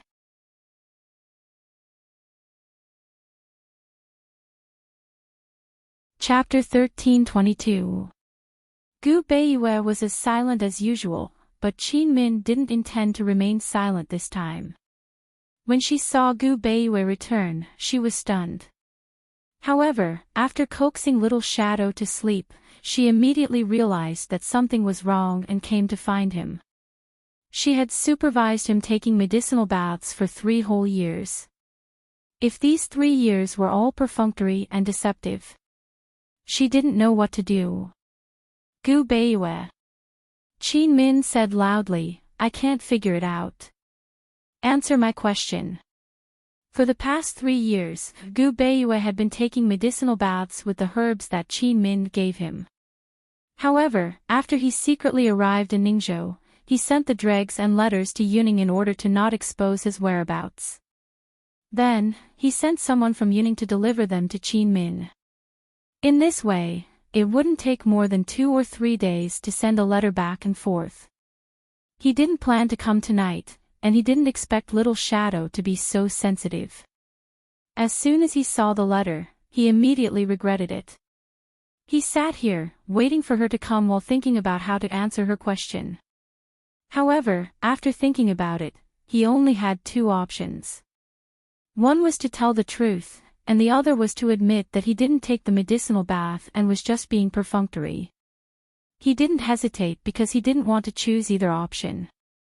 He had no choice. Gu Beiyue, you lied to me. Qin Min's voice was choked with sobs. For 3 years, the only connection between them and her only hope for him was actually a lie and perfunctory. She didn't even hope that he would come back and see Little Shadow. She only hoped that he would be able to recuperate. His illness wasn't a small matter, it was a big matter. Gu Beiyue lowered his head and remained silent. Qin Min suddenly pulled his hand. Gu Beiyue subconsciously wanted to dodge, but Qin Min said, Don't forget what I said when I left Medical City. He didn't dodge, but he used all his strength. She grabbed his wrist and wanted to take his pulse, but she couldn't. The 2 of them were in a deadlock. Qin Min quickly let go of him. I'll tell His Majesty and Her Majesty now. She got up and was about to leave when Gu Beiyue finally looked up. Qin Min. Qin Min stopped in her tracks, but she did not turn around. Instead, her back was facing him. Gu Beiyue furrowed his brows tightly and said, Qin Min, you have no right to question my private affairs. Back then, they had already agreed. Also, as I said last time, if you want to leave, just write me a letter of divorce. You don't have to tell me more about your affairs. Qin Min was stunned. She suddenly realized that a woman's intuition was very accurate.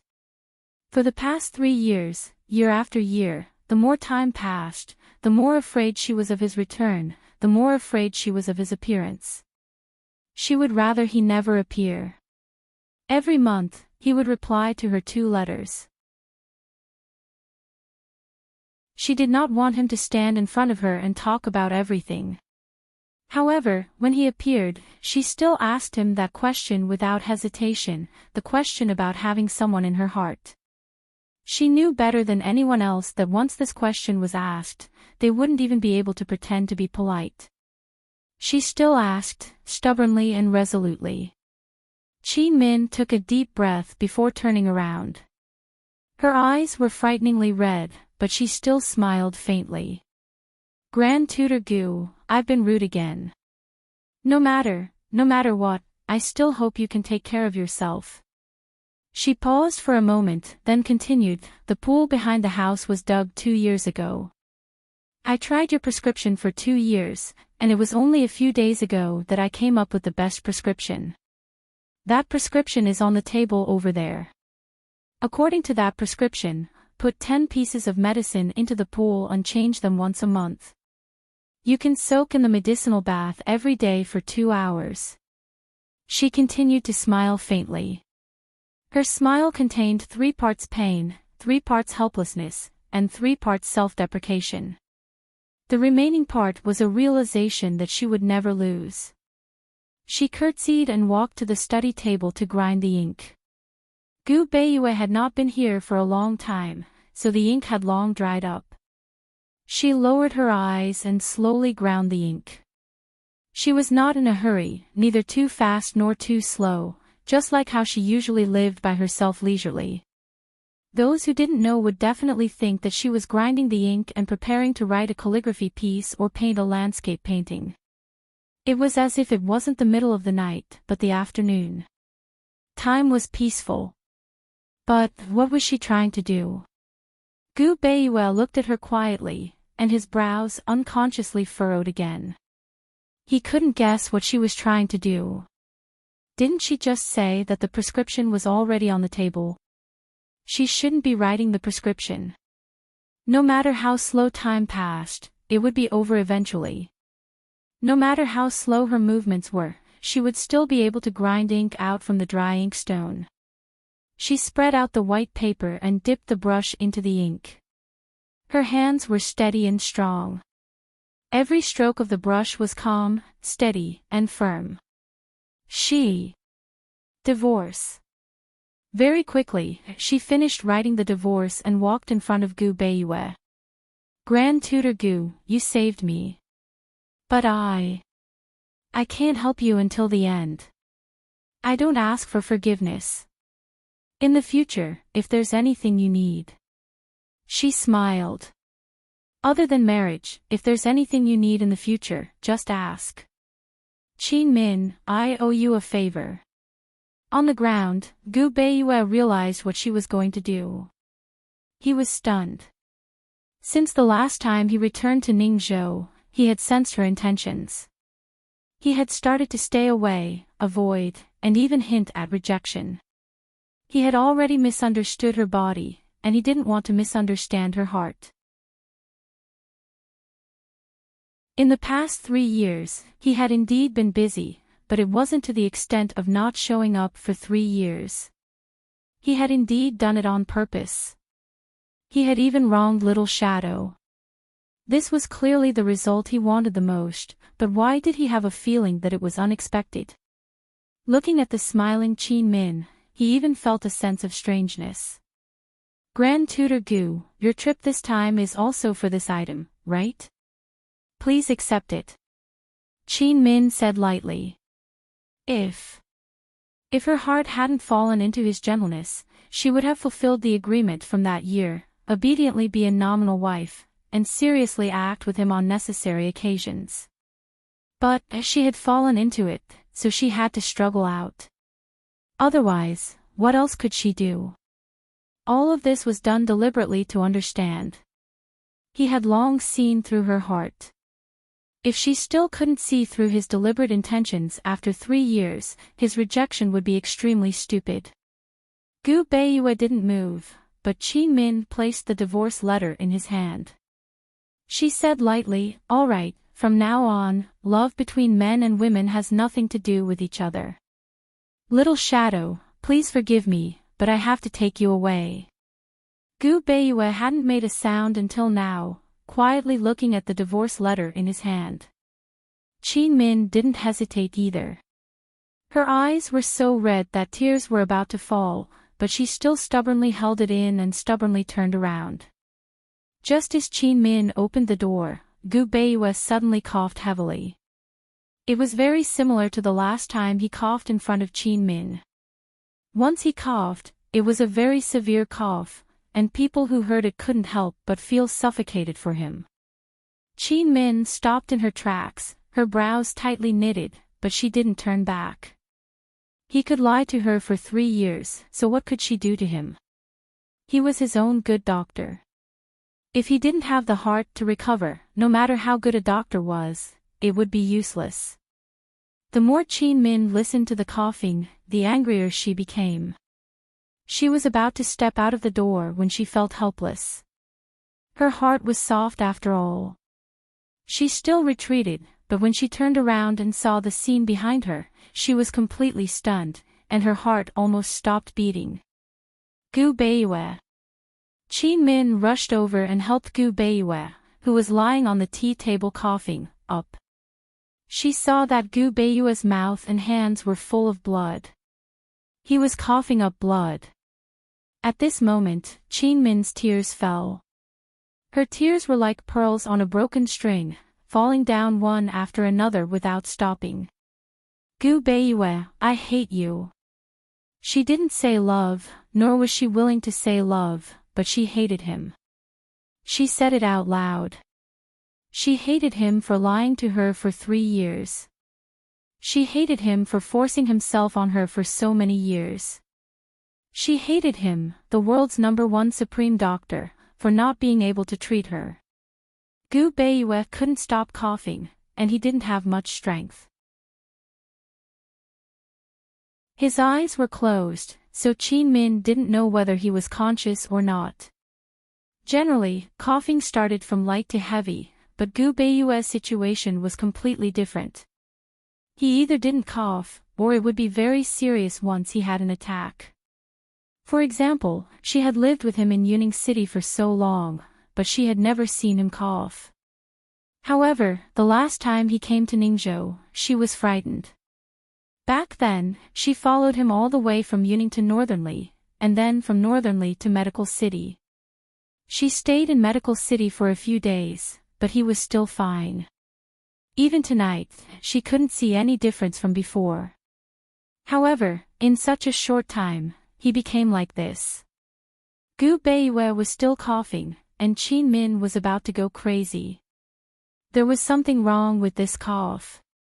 If she guessed correctly, his illness hadn't improved in the past 3 years, and it had seriously worsened. Qin Min hurriedly took out her golden needles and performed acupuncture on Gu Beiyue to stop his coughing. Then, she called for the attendants to help Gu Beiyue to the bed.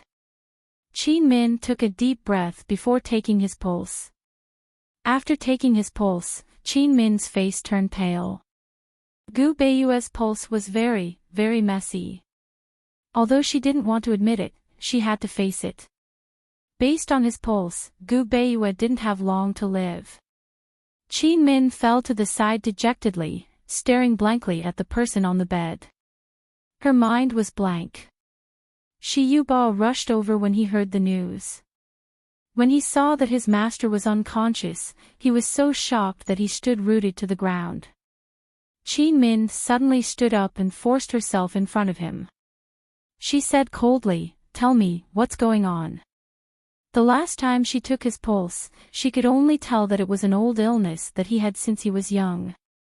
Moreover, he also said that he wouldn't get better or die, and could only recuperate. She had always thought that it was just a chronic illness that couldn't be eradicated. As long as it was recuperated and controlled, it wouldn't endanger his life. Who knew? When Shi Yuba regained his senses, he was frightened by the angry Qin Min. "Say it." Qin Min said angrily. Shi Yuba avoided her gaze, not daring to say a word. This was his master's secret, and also the Shadow Clan's secret. Shi Yuba's avoidance made Qin Min flustered. She muttered, "Gu Beiyue, he can't save himself, right?" Shi Yuba looked over, his eyes wet. He didn't say anything, only nodding. Qin Min closed her eyes. She wanted to pretend that she didn't see Shi Yuba nodding, but she did. Yes. Gu Beiyue could save everyone in the world, but he couldn't save himself. You're tuning into the Dreamy Chapters YouTube channel. We're so grateful for your support, and don't forget to subscribe to join us on this incredible journey through captivating stories. Your generosity through donations truly makes a world of difference, as it's the primary source of revenue that allows me to expand and enhance this channel for you. Thank you from the bottom of my heart for being a part of this adventure.